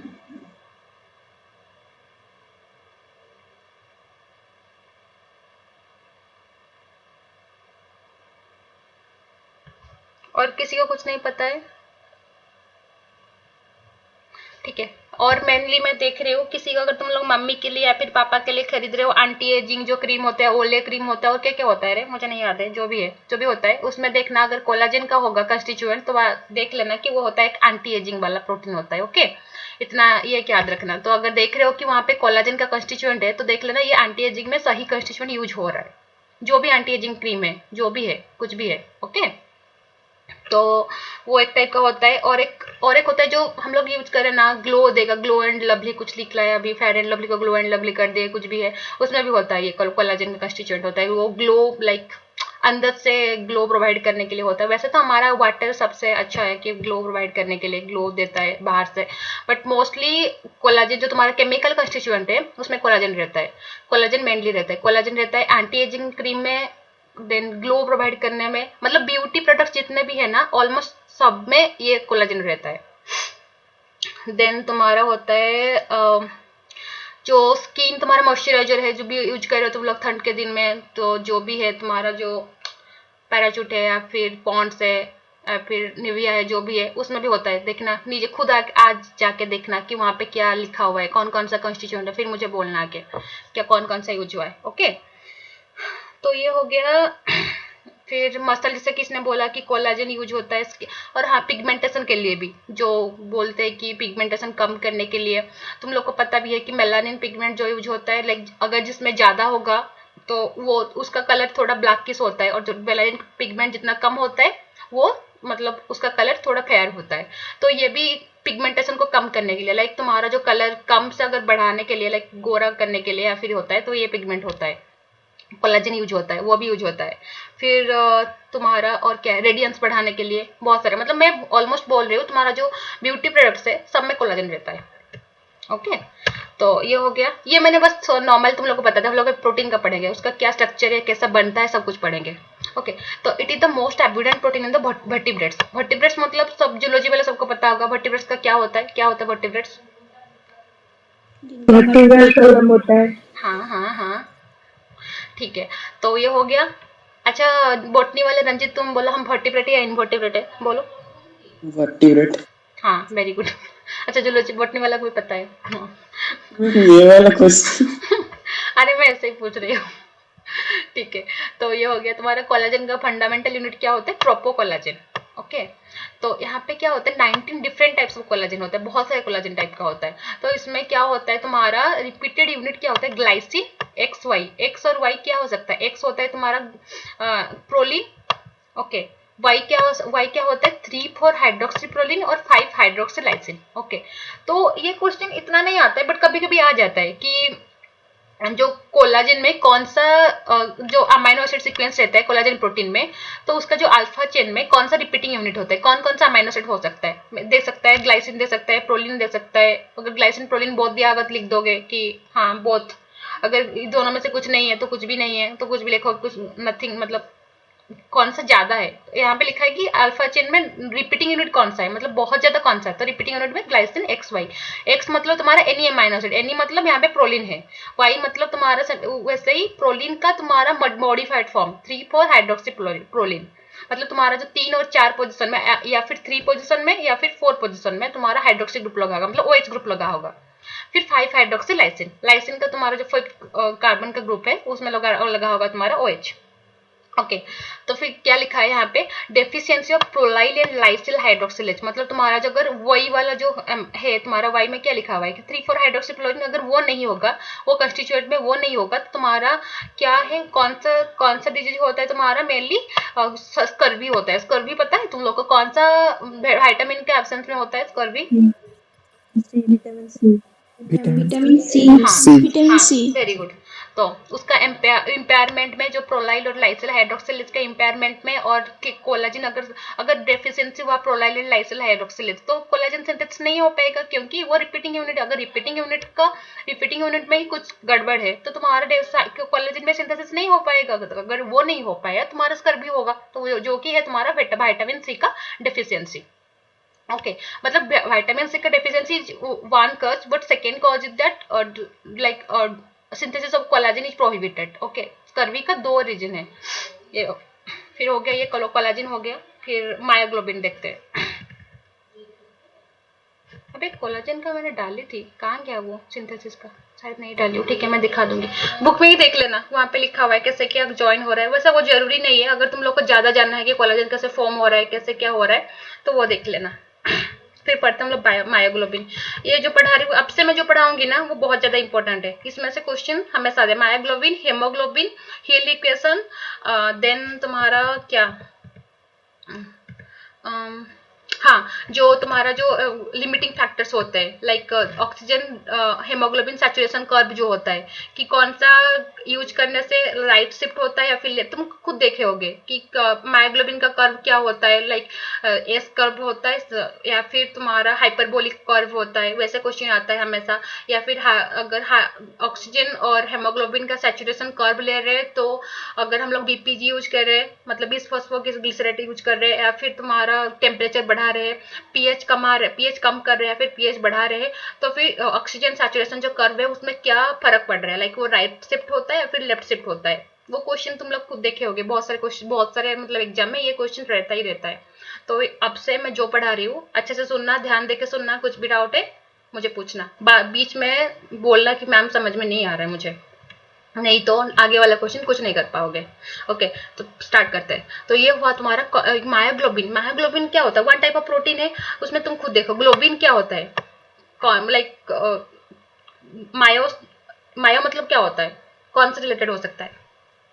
मसल। हाँ मसल। ग्लोबिन क्या होता है? प्रोटीन। ग्लोबुलर होता है। ठीक है, तो ये प्रोटीन जो है मायोग्लोबिन तुम्हारा मसल में प्रेजेंट होगा और इसका काम क्या होता है, ऑक्सीजन को स्टोरेज करने के लिए यूज होता है। ओके हो गया तुम्हारा क्लियर कि मायोग्लोबिन क्या है और किसके लिए यूज होता है।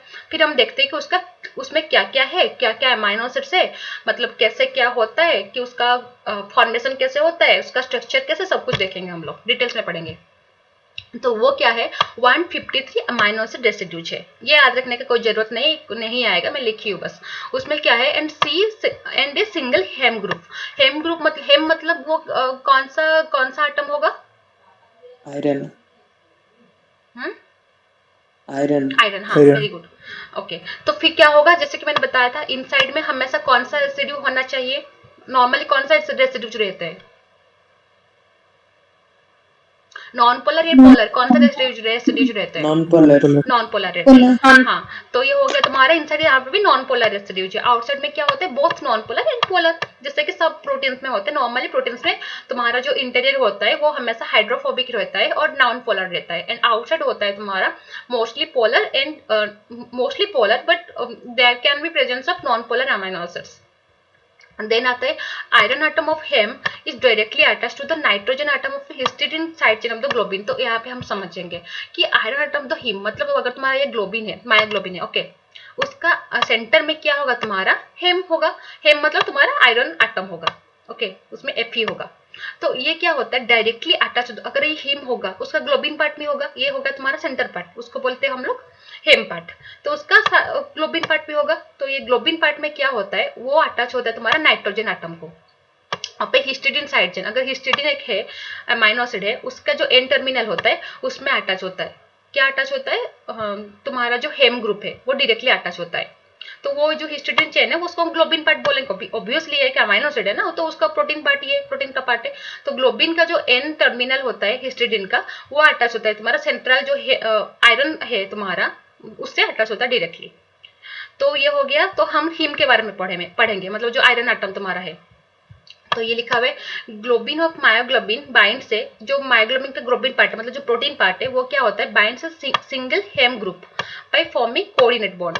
ओके कोऑर्डिनेट बॉन्ड क्या होता है, वो केमिस्ट्री में पढ़ोगे, वैसे मैं बस बता रही हूँ। कोऑर्डिनेट बॉन्ड जो होता है मतलब एक दूसरे को ज्वाइन करने के लिए बॉन्ड होता है, वैसे भी वन टाइप ऑफ बॉन्ड होता है तुम्हारा कोऑर्डिनेट बॉन्ड। ओके, तो यहाँ पे क्या हुआ है, तुम्हारा जो सेंटर में जो आयरन एटम है और तुम्हारा ग्लोबिन पार्ट में जो प्रोटीन्स है वो कैसे ज्वाइन हुआ है, कोऑर्डिनेट बॉन्ड के थ्रू तुम्हारा ज्वाइन हुआ है। ओके, तो फिर अब देखते हैं नेक्स्ट पॉइंट। तो फिर होता है heterocyclic ring system of haem is known as porphyrin derivative. Porphyrin उसको आईएक्स बोलते हैं। मतलब तुम्हारा जो हेम का स्ट्रक्चर है, जो कि नेक्स्ट हम लोग देखेंगे, उसमें बता दूंगी मैं, वो होता है तुम्हारा हेटेरोसाइक्लिक रिंग सिस्टम।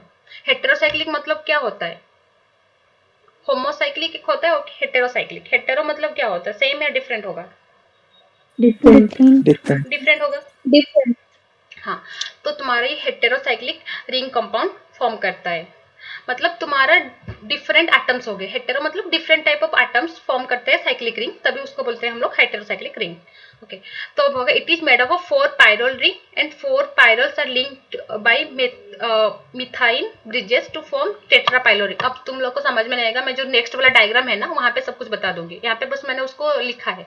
तो फिर उसके बाद लिखा है iron atom present either in, हाँ और एक बात याद रखना, ये इंपॉर्टेंट है कि जो आयरन एटम बीच में है ना वो हमेशा कौन सा ऑक्सीडेशन स्टेट में होता है, either in the Fe2+ state और in the Fe3+ state. Okay, मतलब फिर इसको क्या बोलेंगे, Fe2+ को कौन सा स्टेट बोलते हैं, लाइक क्या बोलते हैं, फेरस फेरस। Fe3+ को फेरिक। फेरिक। तो ये होता है कि तुम्हारा जो आयरन एटम प्रेजेंट होता है आइदर इन Fe2+ और in Fe3+। Okay, only myoglobin in Fe2+ state can bind to oxygen. और तुम्हारा मायोग्लोबिन जो है, 1 molecule of myoglobin can bind to how many oxygen molecule, कितना मॉलिक्यूल को बाइंड करता है, 4 मैम। 1 मॉलिक्यूल ऑफ ऑक्सीजन को बाइंड करता है। हेमोग्लोबिन और मायोग्लोबिन में ये एक बेसिक डिफरेंस है कि जो मायोग्लोबिन है तुम्हारा जो ऑक्सीजन को बाइंड करता है 1 मॉलिक्यूल ऑफ ऑक्सीजन को बाइंड करता है, पर तुम्हारा जो हेमोग्लोबिन है वो 4 मॉलिक्यूल ऑफ ऑक्सीजन को बाइंड करता है। ओके, उसके बाद क्या होता है तुम्हारा, और एक है मायोग्लोबिन तुम्हारा सिंगल पेप्टाइड है, क्योंकि वहां पे देखो 153 अमीनो एसिड है, बट हेमोग्लोबिन में क्या है, 2 अल्फा है, 2 बीटा है, उसका 4 पेप्टाइड बॉन्ड होता है, 4 अलग अलग होता है। तो ये भी एक बेसिक डिफरेंस है मायोग्लोबिन एंड हेमोग्लोबिन के बीच। तो इसके बाद क्या है, only myoglobin in Fe2+ state can bind to oxygen.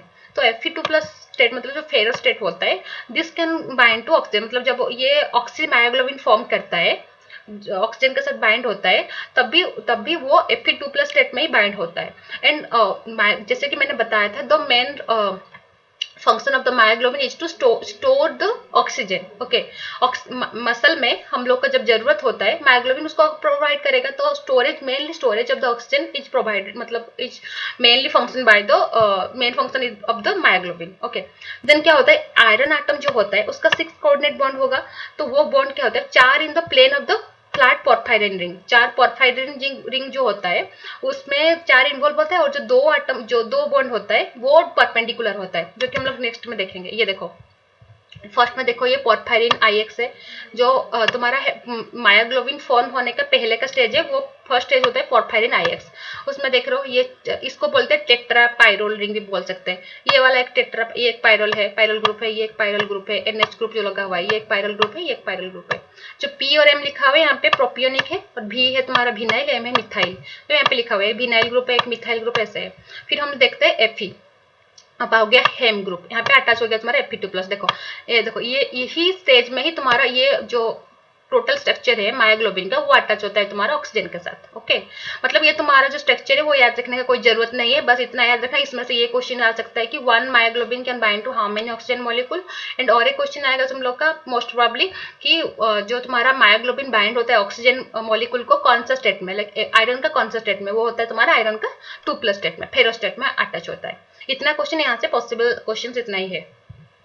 तो ये हो गया, ये तुम्हारा हो गया हेमिकल स्ट्रक्चर। देन आता हम लोग प्रोक्सिमल हिस्टिडीन। हाँ बोलो। जो मायोग्लोबिन कभी Fe3+ के साथ मतलब बाइंड नहीं होती है? नहीं, मतलब मायोग्लोबिन, देखो मायोग्लोबिन के 2 स्टेज हो सकता है, एक तो होता है Fe2+ जो सेंटर में, और एक होता है Fe3+। बट मोस्ट प्रोबेबली जो मतलब जब ऑक्सीजन के साथ बाइंड होता है, मायोग्लोबिन का मेन फंक्शन क्या है कि वो ऑक्सीजन के साथ बाइंड होगा, ऑक्सीजन मायोग्लोबिन फॉर्म होगा, फिर वो ऑक्सीजन स्टोर करेगा। तो बट जो स्टेज में वो बाइंड करता है ऑक्सीजन के साथ, वो स्टेज है तुम्हारा Fe2+। Fe3+ बाद में आएगा, बट उसका हम लोग को कुछ काम नहीं है। हम लोग का काम है कि मायोग्लोबिन कौन सा स्टेज में उसका फंक्शन दिखाता है, तो वो है तुम्हारा Fe2+ स्टेज। समझ में आया? मतलब उसका 2 स्टेज है, both Fe2+ and Fe3+। Okay yes ma'am.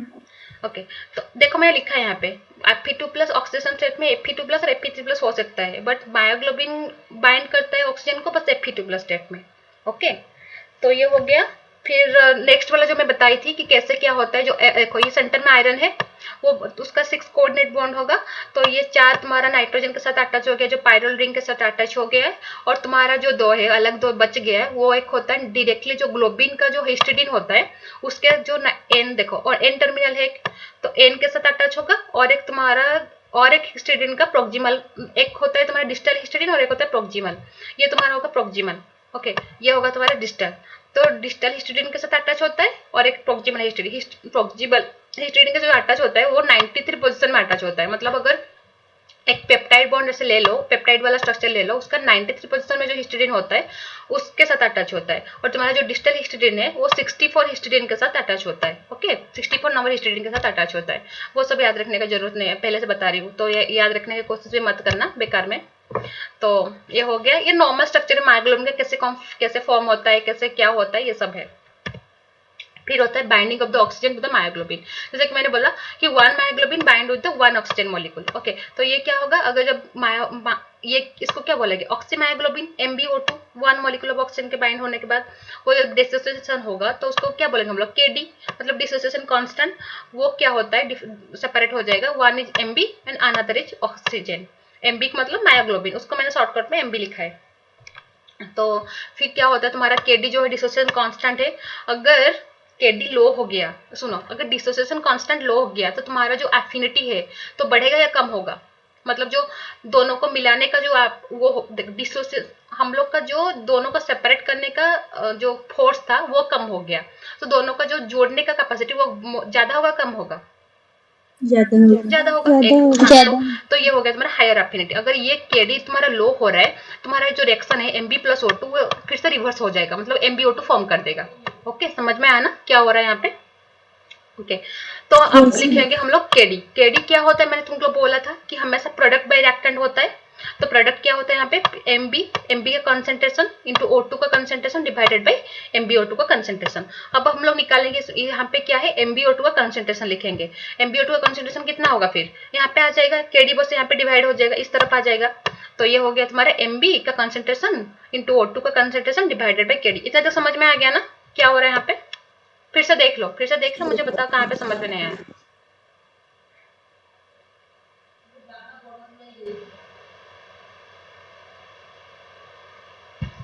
आगे बढ़ू, हो गया? Yes ma'am. ओके कॉपी में लिख रहे हो ना मेरे साथ, कम से कम ये वाला लिखो, यहाँ से शुरू करो, ये वाला लिखो, फिर इसके बाद ये लिखो, फिर मैं क्योंकि इसके साथ रिलेटेड है ये वाला, तो नेक्स्ट वाला जब इक्वेशन पढ़ाऊंगी ना इसके साथ पूरा रिलेटेड है, तो ये कम से कम ये लिखो, MbO2 का कंसंट्रेशन क्या है, जल्दी लिखो।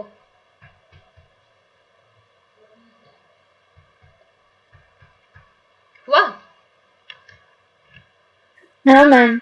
हाँ ठीक है चलो, तो फिर ये हो गया। फिर हम देखते हैं कि हमारा फ्रैक्शनल सैचुरेशन क्या है। फ्रैक्शनल सैचुरेशन को हम लोग डिनोट करें यहाँ पे y क्या है, number of binding site occupied divided by total number of binding site. Okay अगर number of binding site occupied मतलब क्या है कि Mb जो मायोग्लोबिन है तो वो कितना ऑक्सीजन के मॉलिक्यूल के साथ बाइंड हो रहा है, तो ये अगर हम लोग देख रहे हैं तो वो MbO2 में डिनोट करेंगे हम लोग, number of binding site occupied, मतलब ये इसको हम लोग बोल रहे हैं MbO2 का concentration. Total number of binding site मतलब एक तो MbO2 भी इन्वॉल्व रहेगा क्योंकि वो ऑलरेडी बाइंड हो चुका है, और एक है तुम्हारा Mb जो कि बाइंड नहीं हुआ है, वो भी तो बाइंडिंग साइट हो सकता है ना, कि उसमें तो ऑक्सीजन बाइंड हो सकता है ना, इसलिए टोटल नंबर में Mb भी आएगा और MbO2 भी आएगा। ओके ये समझ में आया ना इक्वेशन क्या हो रहा है? ये फॉर्मूला याद रखना, ये इसमें कुछ मतलब ये करने का बात नहीं, कि याद ही रखना कि फ्रैक्शनल सैचुरेशन क्या होता है, number of binding site occupied divide by total number binding site. Binding site occupied मतलब जहाँ जो ऑलरेडी ऑक्युपाइड हो चुका है, तो यही होगा MbO2 divided by MbO2 plus Mb। तो अब क्या है तुम्हारा जो MbO2 है उसमें डालो, क्या निकला था तुम लोग पहले वाला इक्वेशन में, MbO2 का क्या इक्वेशन निकला था? Mb का concentration B into O2 by KD। KD, तो वही डाल दिए तुम लोग, ये देखो यहाँ पे डाल दिए, और नीचे देखो और एक MbO2 है उसमें भी तुम लोग डाल दिए ये वाला। ओके, तो उसके बाद तुम लोग एलसीएम ले लो, नीचे ऊपर वाला तो एलसीएम मतलब लेना की जरूरत नहीं, नीचे वाला एलसीएम ले लो। अगर केडी तुम एलसीएम ले रहे हो तो ये तुम्हारा जो एमबी के साथ केडी मल्टीप्लाई हो जाएगा, क्योंकि यहाँ पे केडी नहीं है। नीचे वाला इक्वेशन अच्छे से देखो, समझ में आया ना क्या हुआ है? बस केडी मैंने एलसीएम में लिया है और उसमें प्लस किया है, समझ में आया? हाँ मैम। ओके ठीक है। अब देखो ये जो केडी है तुम्हारा, ये वाला एलसीएम में जो केडी है और ये वाला जो एलसीएम में केडी है वो कट गया, दोनों डिनोमिनेटर में है ना, वो केडी केडी कट गया। तो बचा कौन सा? एमबी का कंसंट्रेशन इंटू O2 का कंसंट्रेशन डिवाइडेड बाई एमबी का कंसंट्रेशन इंटू O2 का कंसंट्रेशन प्लस एमबी केडी। तो उसमें तुम बोलो ये वाला जो है उसमें बोलो क्या तुम लोग ले सकते हो, मतलब कॉमन कौन सा ले सकते हो? MB। MB root. ओके, अगर एमबी ऊपर से लिए तो एमबी नीचे में लोगे अगर कॉमन, तो कौन कौन सा बचेगा ब्रैकेट में? O2 by O2 plus KD। Okay, O2 plus KD बचेगा। ओके, तो ये ले लिए हम लोग, ये कॉमन ले लिए, तो ये बच गया O2 और एक बच गया KD। ओके, तो ऊपर का एमबी और नीचे का एमबी कट गया, तो बच्चा कौन सा? O2 by O2 plus KD। समझ में आना कैसे निकला ये? हाँ मैम। हाँ ठीक है। अगर तुम लोग को फिर भी समझ में नहीं आ रहा, मैं तुम लोग को जब पीपीटी दूंगी ना तो फिर से बैठ के करना, आराम से बैठ के करना, क्योंकि ये बुक में शायद नहीं है, मैंने देखा नहीं है ये, तो मैं हाँ बुक में है, ये बुक में है ही है, तो बुक से और एक बार कर लेना अगर समझ में नहीं आ रहा है तो। मैम ठीक है, चलो फिर देखते हैं। When all the myoglobin molecules in solution are bound to oxygen, अगर अभी सब कुछ जितने myoglobin है सब कुछ बाउंड हो गया ऑक्सीजन के साथ, मतलब तुम्हारा जो MbO2 है वो भी 1 है, MbO2 है वो 1 है और Mb तुम्हारा 0 है, मतलब बाउंड नहीं हुआ है। ओके, तो 1/1 कितना होता है? 1 ही होता है ना, तो ये हो गया तुम्हारा 1 होगा। जब सब मायोग्लोबिन बाइंड हो गया सोल्यूशन O2 के साथ, वो हो गया Y तुम्हारा 1.0। ओके, तो KD is equal to O2, मतलब उस डिसोसिएशन कांस्टेंट किसको बोलेंगे? ऑक्सीजन मॉलिक्यूल का concentration at which half of the myoglobin molecules in the solution occupied. O2 उसको लिख सकते हैं हम लोग 0.5, मतलब उसको डिनोट करते हैं हम लोग 0.5। ओके, 50% ऐसा लिखा नहीं जाता है, उसको 0.5 से डिनोट करते हैं। तो उसी जो तुम्हारा इक्वेशन है, ये वाला इक्वेशन देख, ये O2 divided by O2 plus KD, तो उसमें तुम लोग KD में हम लोग क्या निकले कि O2 का कंसंट्रेशन जब 50%, मतलब हाफ, जब रुका और एक बार बोल दूँ, जो KD होता है वो क्या होता है जब O2 50% मायोग्लोबिन के साथ बाइंड हो जाएगा, हाफ ऑफ द मायोग्लोबिन के साथ बाइंड हो जाएगा। ओके, कंप्लीट होता तो हम लोग उसमें कुछ नहीं लिखते, O2 1 लिखा नहीं जाता है, तो अगर हाफ हुआ तो क्या होता है, उसको लिखेंगे O2 का कंसंट्रेशन राइट साइड में लिखेंगे हम लोग 0.5। ओके, तो अब क्या है देखो, यहाँ पे KD है, जो इक्वेशन में KD है प्लस KD को हम लोग रिप्लेस करके क्या लिख सकते हैं अभी, बोलो? KD को रिप्लेस करके क्या लिख सकते हैं हम लोग? 0.5। हाँ ठीक है, O2 0.5। ओके, तो वही लिख लिया हम लोग, O2 is a gas expressing it's concentration in terms of the partial pressure is more convenient. Okay, तो हम लोग उसको O2 का कंसंट्रेशन लिख रहे हैं, उसको हम लोग पार्शियल प्रेशर ऑफ ऑक्सीजन भी लिख सकते हैं, क्योंकि वो गैस है, गैस के लिए हमेशा पार्शियल प्रेशर निकलता है, तुम लोग को पता है। तो उसको लिख सकते हैं हम लोग PO2 डिवाइडेड बाई PO2, मतलब O2 को बस रिप्लेस करके हम लोग PO2 लिख रहे हैं, मतलब पार्शियल प्रेशर के टर्म में हम लोग एक्सप्रेस कर रहे हैं। और ये जो तुम्हारा O2 0.5 है, क्योंकि ये 50% है, तो हम लोग उसको P50 लिख सकते हैं। ओके, समझ में आया ना अभी पूरा क्या हुआ? तो फ्रैक्शनल सैचुरेशन का फॉर्मूला यही है, PO2 divided by PO2 plus P50। ये कब है फॉर्मूला? ये जब तुम्हारा जो ऑक्सीजन है तुम्हारा 50% ऑक्यूपाइड है, अगर फुल ऑक्यूपाइड है तो Y का वैल्यू कितना होगा? 1 हो जाए। 1 हो जाएगा, अभी मैंने यही बोला था 1 होगा, अगर सब कुछ ऑक्यूपाइड है। 1/1 क्या होता है? 1 ही होता है ना, तो ये हो गया। फिर हाँ बोलो। मैम हमने यहाँ पे केडी का वैल्यू हाफ नहीं है, मतलब हाफ लिए है अरे मतलब 0. केडी ऐसे ही होता है, केडी है या फिर के है, कुछ भी होता है, उसमें डिसोसिएशन कांस्टेंट ऐसे होता है कि मतलब जिसमें तुम्हारा ऑक्सीजन का कांस्टेंट, ऑक्सीजन है या फिर और कुछ भी मॉलिक्यूल है अभी 50% तुम्हारा बाइंड है, तो उसी को हम लोग बोलते हैं केडी। अगर हम लोग के भी देख रहे हैं कि वही एक ही बात है, लाइक हमेशा 50% में काउंट किया जाता है, हमेशा कभी 100% काउंट नहीं किया जाता है। जब भी तुम लोग डिसोसिएशन कांस्टेंट या फिर एसोसिएशन कांस्टेंट ले रहे हो, हमेशा 50% वैल्यू को हम लोग काउंट करते हैं। ओके, तो अभी ये वाला गलती कभी मत करना है कि मतलब केडी मतलब पूरा डिसोसिएट हो गया है, फिर कुछ भी मतलब पूरा ये हो गया, इसलिए तो रिवर्सिबल सिंबल है ना। अगर पूरा डिसोसिएट हो जाएगा फिर पूरा कुछ भी हो जाएगा, उसका वैल्यू 1 हो जाएगा, ऑल टोटल में 1 हो जाएगा। ओके हाँ मैम। ठीक है, चलो। मैम किसी को डाउट मैम है? वो नीचे PO2 प्लस क्या लिखा है?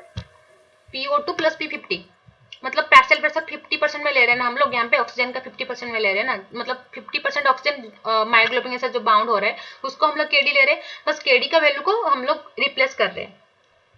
O2 0.5 था, जब हम लोग उसको पार्शियल प्रेशर में एक्सप्रेस कर रहे हैं ना, उसको हम लोग P50 लिख दे रहे हैं, मतलब ऐसा लिखते हैं, P50 में लिखते हैं। Yes ma'am. ओके ठीक है, तो अब चलते हैं ऐसे क्वेश्चन। ये क्वेश्चन इंपॉर्टेंट है। हमेशा जब फ्रैक्शनल सेचुरेशन, अगर हम लोग मायोग्लोबिन वाई को वाई एक्सिस में लेंगे, इसको वाई एक्सिस में लिए हम लोग फ्रैक्शनल सेचुरेशन को, और तुम्हारा पार्शियल प्रेशर ऑफ ऑक्सीजन मतलब PO2 उसको हम लोग लिए एक्स एक्सिस में। अब ये इक्वेशन से देखो कि वाई और PO2 के बीच रिलेशन क्या है, डायरेक्टली है इनवर्सली है? डायरेक्टली डायरेक्टली होगा कि डायरेक्टली होगा, क्योंकि यहाँ पे दोनों मिला के है, देखो नीचे, मतलब हमारा हमेशा ऊपर का देखो न्यूमरेटर में PO2 के साथ डायरेक्टली मतलब डायरेक्टली प्रोपोर्शनल हो रहा है ना, तो ये होगा तुम्हारा डायरेक्टली प्रोपोर्शनल। ओके, तो वो डिपेंड करता है एक्चुअली, सॉरी वो डिपेंड करता है हमारे नीचे के वैल्यू से। अगर नीचे कम हुआ PO2 P50 है, ओके, तो अगर ऊपर का ज्यादा हुआ तुम लोग का, तो उस हिसाब से तुम्हारा डायरेक्टली प्रोपोर्शनल होगा, क्योंकि PO2 का वैल्यू तुम्हारा क्या हो रहा है कि ज्यादा हो रहा है ऊपर का जो PO2 का वैल्यू, बट P50 अगर कम हो रहा है, मतलब ऐसा हो सकता है कि मुझे नहीं पता, छोड़ो, मतलब अभी एग्जाम्पल। हाँ बोलो। मैम नीचे का तो PO2 प्लस P50 मिला करके तो ज्यादा होगा ना। हाँ मतलब हाँ वो भी है, रुको रुको थोड़ा, बट तुम्हारा जो ये निकला है, रुको थोड़ा, PO2 एक्चुअली ये ना पूरा तुम्हारा ये भी नहीं है, लाइक डायरेक्टली प्रोपोर्शनल भी नहीं है। एक टाइम के बाद मैं ना ये इक्वेशन को देखे ये वाला ग्राफ नहीं बनाया है, ये वाला ग्राफ तुम्हारा वैल्यू के हिसाब से हुआ है, मतलब पार्शियल प्रेशर ऑफ ऑक्सीजन अगर बढ़ रहा है तो फ्रैक्शनल सैचुरेशन पे क्या क्या मतलब क्या फर्क पड़ रहा है।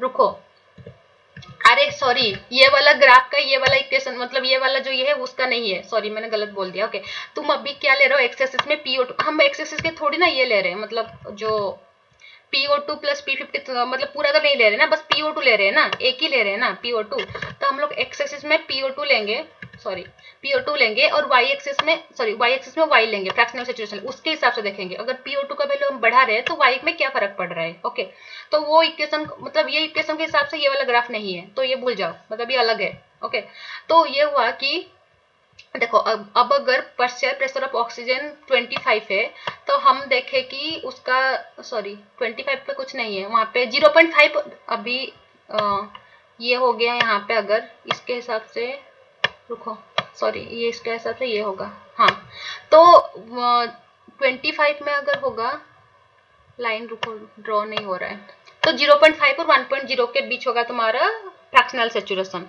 ओके, तो इस हिसाब से तुम्हारा क्या हो रहा है कि PO2 का वैल्यू जितना ज्यादा हो रहा है, फ्रैक्शनल सैचुरेशन तुम्हारा जितना उतना ज्यादा बढ़ रहा है, तो ऐसा हो जाएगा एक टाइम में कि तुम्हारा जो PO2 मतलब जो हमारा जो ऑक्सीजन मॉलिक्यूल का जो पार्शियल प्रेशर है वो अगर बढ़ेगा भी, लाइक 75 100 और बढ़ रहा है, अगर तुम सोचो कि सब कुछ एक टाइम में बाइंड हो गया होगा, P50 ये देखो 50 वाला 50% में तुम्हारा सब कुछ बाइंड हो गया है, लाइक सब जितने भी मायोग्लोबिन है सब कुछ बाइंड हो गया है। अब अगर हम लोग बढ़ाएंगे भी और ऑक्सीजन मॉलिक्यूल बढ़ाएंगे, कुछ फायदा होगा क्या, क्योंकि तुम्हारा जो मायोग्लोबिन है वो ऑक्यूपाइड हो गया है ना, खुद सोचो कि एक हमारा कांस्टेंट है तुम्हारा कि हाँ 15 तुम्हारा मैंगो है, 15 तुम्हारा इंसान है। ओके, तो जो ऐसा हुआ है कि एक इंसान को एक ही मैंगो देना है, तो हम लोग अभी सबको एक एक दे दिए। अगर अभी मैंगो बढ़ाएंगे भी तो कुछ फायदा होगा क्या, क्योंकि इंसान ही नहीं है, क्योंकि पहले से ये हुआ है कि तय हुआ है कि एक इंसान को एक ही मैंगो मिलेगा। तो ऐसे हुआ कि हम लोग जब PO2 बढ़ा भी रहे हैं तो उस हिसाब से तुम्हारा जो फ्रैक्शनल सैचुरेशन है वो बढ़ ही नहीं रहा है। ओके, तो ऐसे टाइम पे फ्रैक्शनल सैचुरेशन तुम्हारा क्या है, यहाँ पे 1 है, तो वो कांस्टेंट रह जाएगा। हम अगर बढ़ाएंगे भी PO2 का वैल्यू तभी बढ़ेगा नहीं। तो हाईएस्ट तुम्हारा फ्रैक्शनल सैचुरेशन क्या है, 1। और मैंने क्या बोला था, Y का वैल्यू कब 1 होता है, जब तुम्हारा सारे मायोग्लोबिन ऑक्सीजन मॉलिक्यूल के साथ ऑक्यूपाइड होता है। तब ये ग्राफ से तुम लोग को वो वाला कंसेप्ट समझ में आया ना, क्यों तुम्हारा जब सब ऑक्सीजन मॉलिक्यूल मायोग्लोबिन के साथ बाउंड हो जाता है तो Y का वैल्यू क्यों 1 होता है, समझ में आया ना? हाँ मैम। ओके, ठीक है। तो ये होता है, तो ये तुम्हारा ये वाला जो कर्व है ना उसको हम लोग बोलते हैं हाइपरबोलिक कर्व। ओके, तो ये क्वेश्चन तुम्हारा मस्ट आता है कि मायोग्लोबिन और ऑक्सीजन का कर्व जो होता है, मतलब PO2 और Y फ्रैक्शनल सैचुरेशन Y, तो कौन सा कर्व होता है, तो ये होगा तुम्हारा मायोग्लोबिन का कर्व हमेशा हाइपरबोलिक होता है। एंड तुम्हारा जो कौन सा है वो है हेमोग्लोबिन। हेमोग्लोबिन के साथ और ऑक्सीजन सैचुरेशन कर्व जो होता है वो हमेशा होता है तुम्हारा सिग्मोइड कर्व। ओके, वो जो हम लोग नेक्स्ट पढ़ेंगे सिग्मोइड कर्व होता है। तो ये हो गया तुम्हारा। फिर होता है रेशियो ऑफ द, अगर हम लोग अभी निकालेंगे ratio of the fractional saturation of myoglobin to the free myoglobin. अगर बाउंड मायोग्लोबिन हो गया Y, तो फ्री मायोग्लोबिन कितना रहेगा, अगर टोटल 1 है तो कितना फ्री मायोग्लोबिन रहेगा, 1 - Y डिवाइड कर दोगे। बाउंड मायोग्लोबिन हो गया तुम्हारा Y, तो फ्री होगा तुम्हारा 1 - Y, तो 1 - Y हो गया। Y/1 - Y is equal to, हमें याद रखना x नहीं n है, n PO2 P50, ये तुम्हारा फॉर्मूला है। Y/1 - Y is equal to PO2 divided by P50। Okay, तो ये तुम्हारा फॉर्मूला है। फिर क्या करोगे तुम, दोनों साइड में लॉगरिथम ले लोगे, लॉग ले लोगे। तो यहाँ पे अगर लॉग लिए, यहाँ पे क्या, यहाँ पे लॉग लिए log PO2 by log 50। अगर log PO2 by log 50 उसको क्या लिख सकते हैं हम लोग, और क्या होता है log 5/3 को क्या लिख सकते हैं, log 5 minus log 3. हाँ। तो वैसे यहाँ पे n तुम्हारा साइड में रहेगा, तो n log PO2 minus n log P50, ये फॉर्मूला है। ओके, ये फॉर्मूला बेस्ट क्वेश्चन आता है, लाइक इतना डिफिकल्ट नहीं आएगा बट आएगा। मैं तुम लोग को मतलब आया नहीं है अभी तक, इसलिए मैं क्वेश्चन नहीं डाली हूँ, मतलब एक करवाई नहीं हूँ, यहाँ पे लिखी नहीं हूँ। अगर देखती हूँ मैं, अगर नेक्स्ट प्रीवियस क्वेश्चन देखती हूँ मैं, अगर देखी हूँ मतलब मिलेगा मुझे कि कहीं पे आया हुआ है तो मैं करवा दूंगी। ओके, बस फॉर्मूला याद रखो अभी तक कैसे क्या हो रहा है, इतना काफी है। फिर देखते हैं, हाँ, तो फिर ये हो गया हिल प्लॉट। फिर देखते हैं हिल प्लॉट। हिल प्लॉट क्या होता है, तुम्हारा graph between log Y/1 - Y और log PO2। ये वाला जो फॉर्मूला देख रहे हो, log Y/1 - Y और ये तुम्हारा log P50। तो ये तुम्हारा हो गया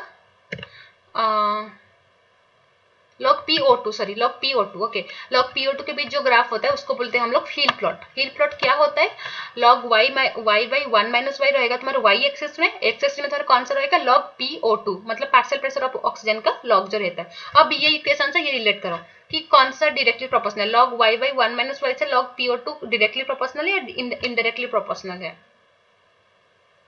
डायरेक्टली प्रोपोर्शनल।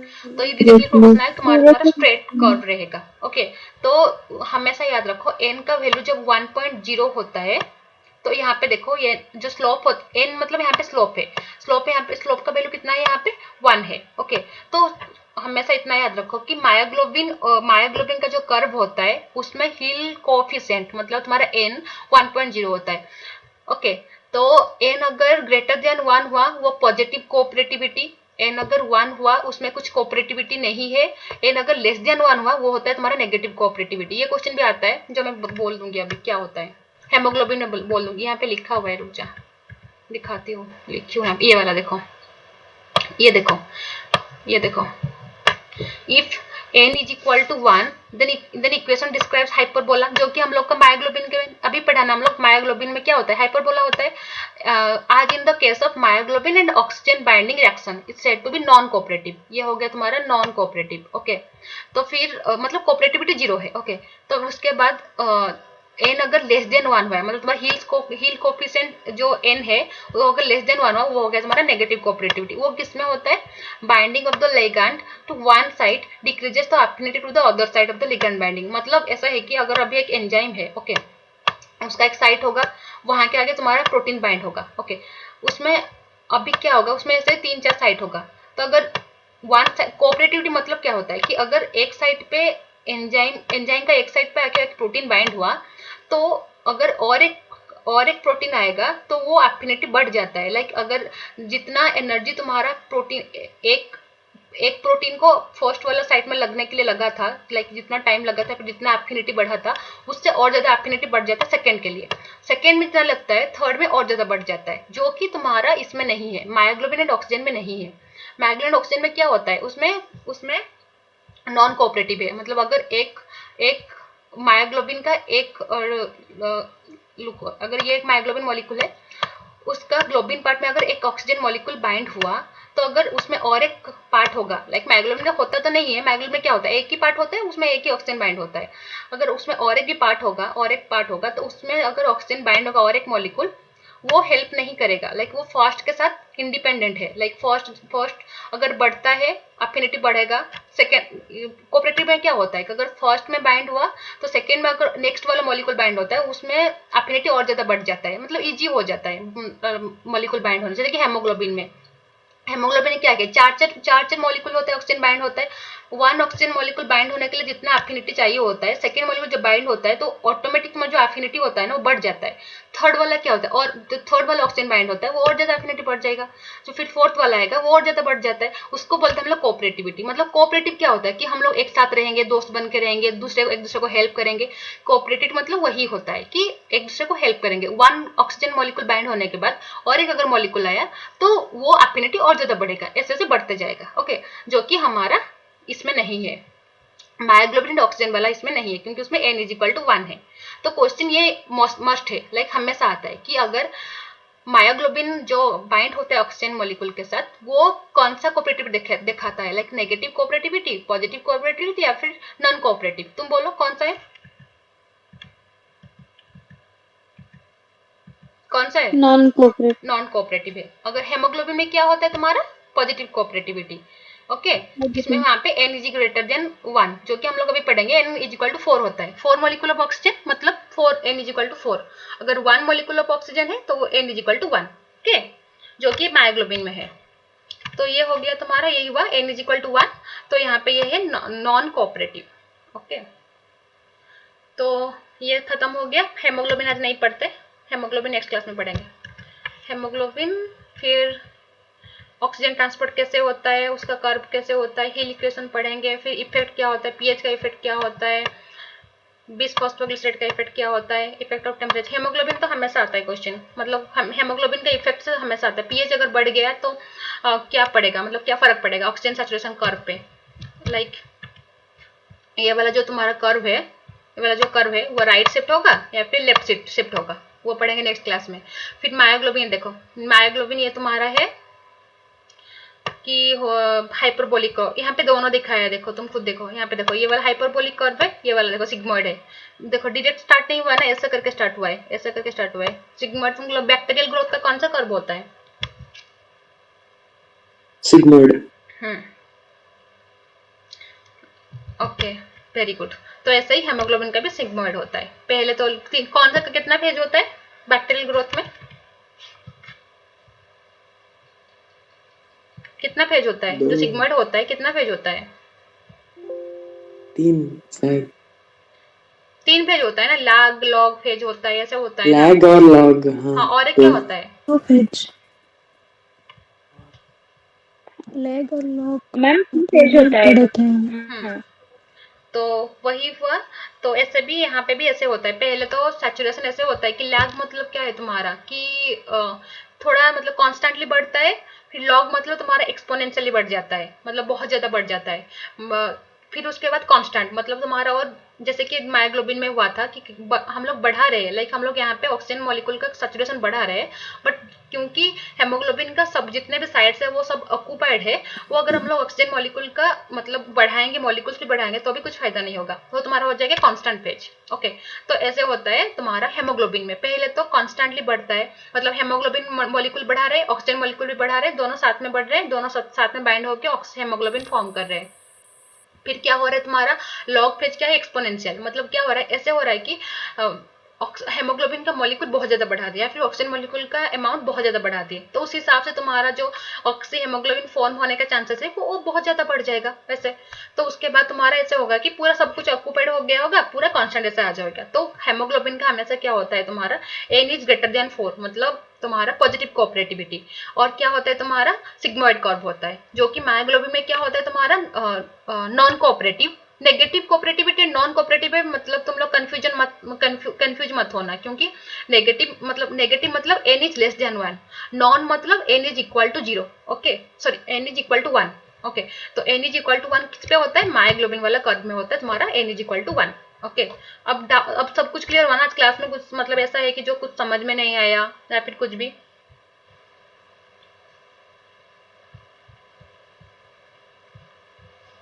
बोलो। समझ में आ गया। ओके ठीक है, और कुछ भी डाउट है और क्वेश्चन करना शुरू करो। एमसीक्यू बुक सर दे दिए है ना? ओके, वहां से क्वेश्चन करना शुरू करो। मुझे पता है कि बहुत सारे क्वेश्चन ऐसा नहीं आएगा, क्योंकि ये तो थ्योरी नहीं है, सब कुछ प्रॉब्लम से होगा, बट अगर नहीं हो रहा है तो मुझे मैसेज करो, पूछो मुझे, फोटो भेजो या फिर कुछ भी करो, जो भी करो, बस क्वेश्चन करो। मैं इतना बोलूंगी क्वेश्चन जितना कर पाते हो उतना करो। ओके चलो। हाँ मैम। शायद हाँ कोई कुछ पूछ रहा है, रंजित कुछ पूछ रहे हो तुम? नहीं मैं बोल रहा हूँ। हाँ ठीक है, बोल। नहीं मैं मतलब हाँ करेंगे अच्छा बोल रहा ठीक हूँ। है ठीक है ठीक है, अच्छा है। तो हो गया। पहले मैं ना आज तुम लोग, मैंने कभी नहीं लेती हूँ ना, आज मैं अटेंडेंस लूंगी, रुको।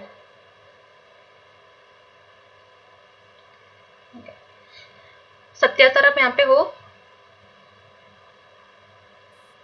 हाँ जी मैम, ओके ठीक है मैं पहले हम ले यहाँ पे लेती हूँ। है। हाँ ठीक है। अर्पिता स्वाई नहीं, एब्सेंट। अभिषेक महापात्र वो भी एब्सेंट। अर्पिता प्रियदर्शिनी दास एब्सेंट। आशीष कुमार बेहरा, ए में तो कोई नहीं है शायद, आस्था को छोड़ के ए में तो कोई नहीं, तो ए को मैं माइनस ही कर लेती हूँ। आस्था ठीक है प्रेजेंट। फिर बरसा सिंह। मैम अमित कहाँ जाएगा, ए में मैम? अरे तेरा नाम, अरे तेरा मैं ना ये मैं इसमें देख रही हूँ, जो ईमेल आईडी में है ना, गाइड जो क्लासरूम में, वैसे तेरा एस कुमार अमित में कुछ है, इसीलिए तेरा एस में आएगा। वेट कर। हाँ, हाँ सर। तो वही हुआ। फिर बरसा सिंह, बरसा सिंह। यार ऐसा तो नहीं है ना कि बच्चे मतलब क्लास में म्यूट करके चले जा रहे कहीं पे?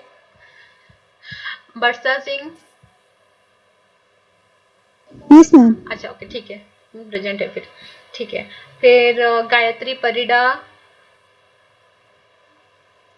नहीं है। इतिश्री पंडा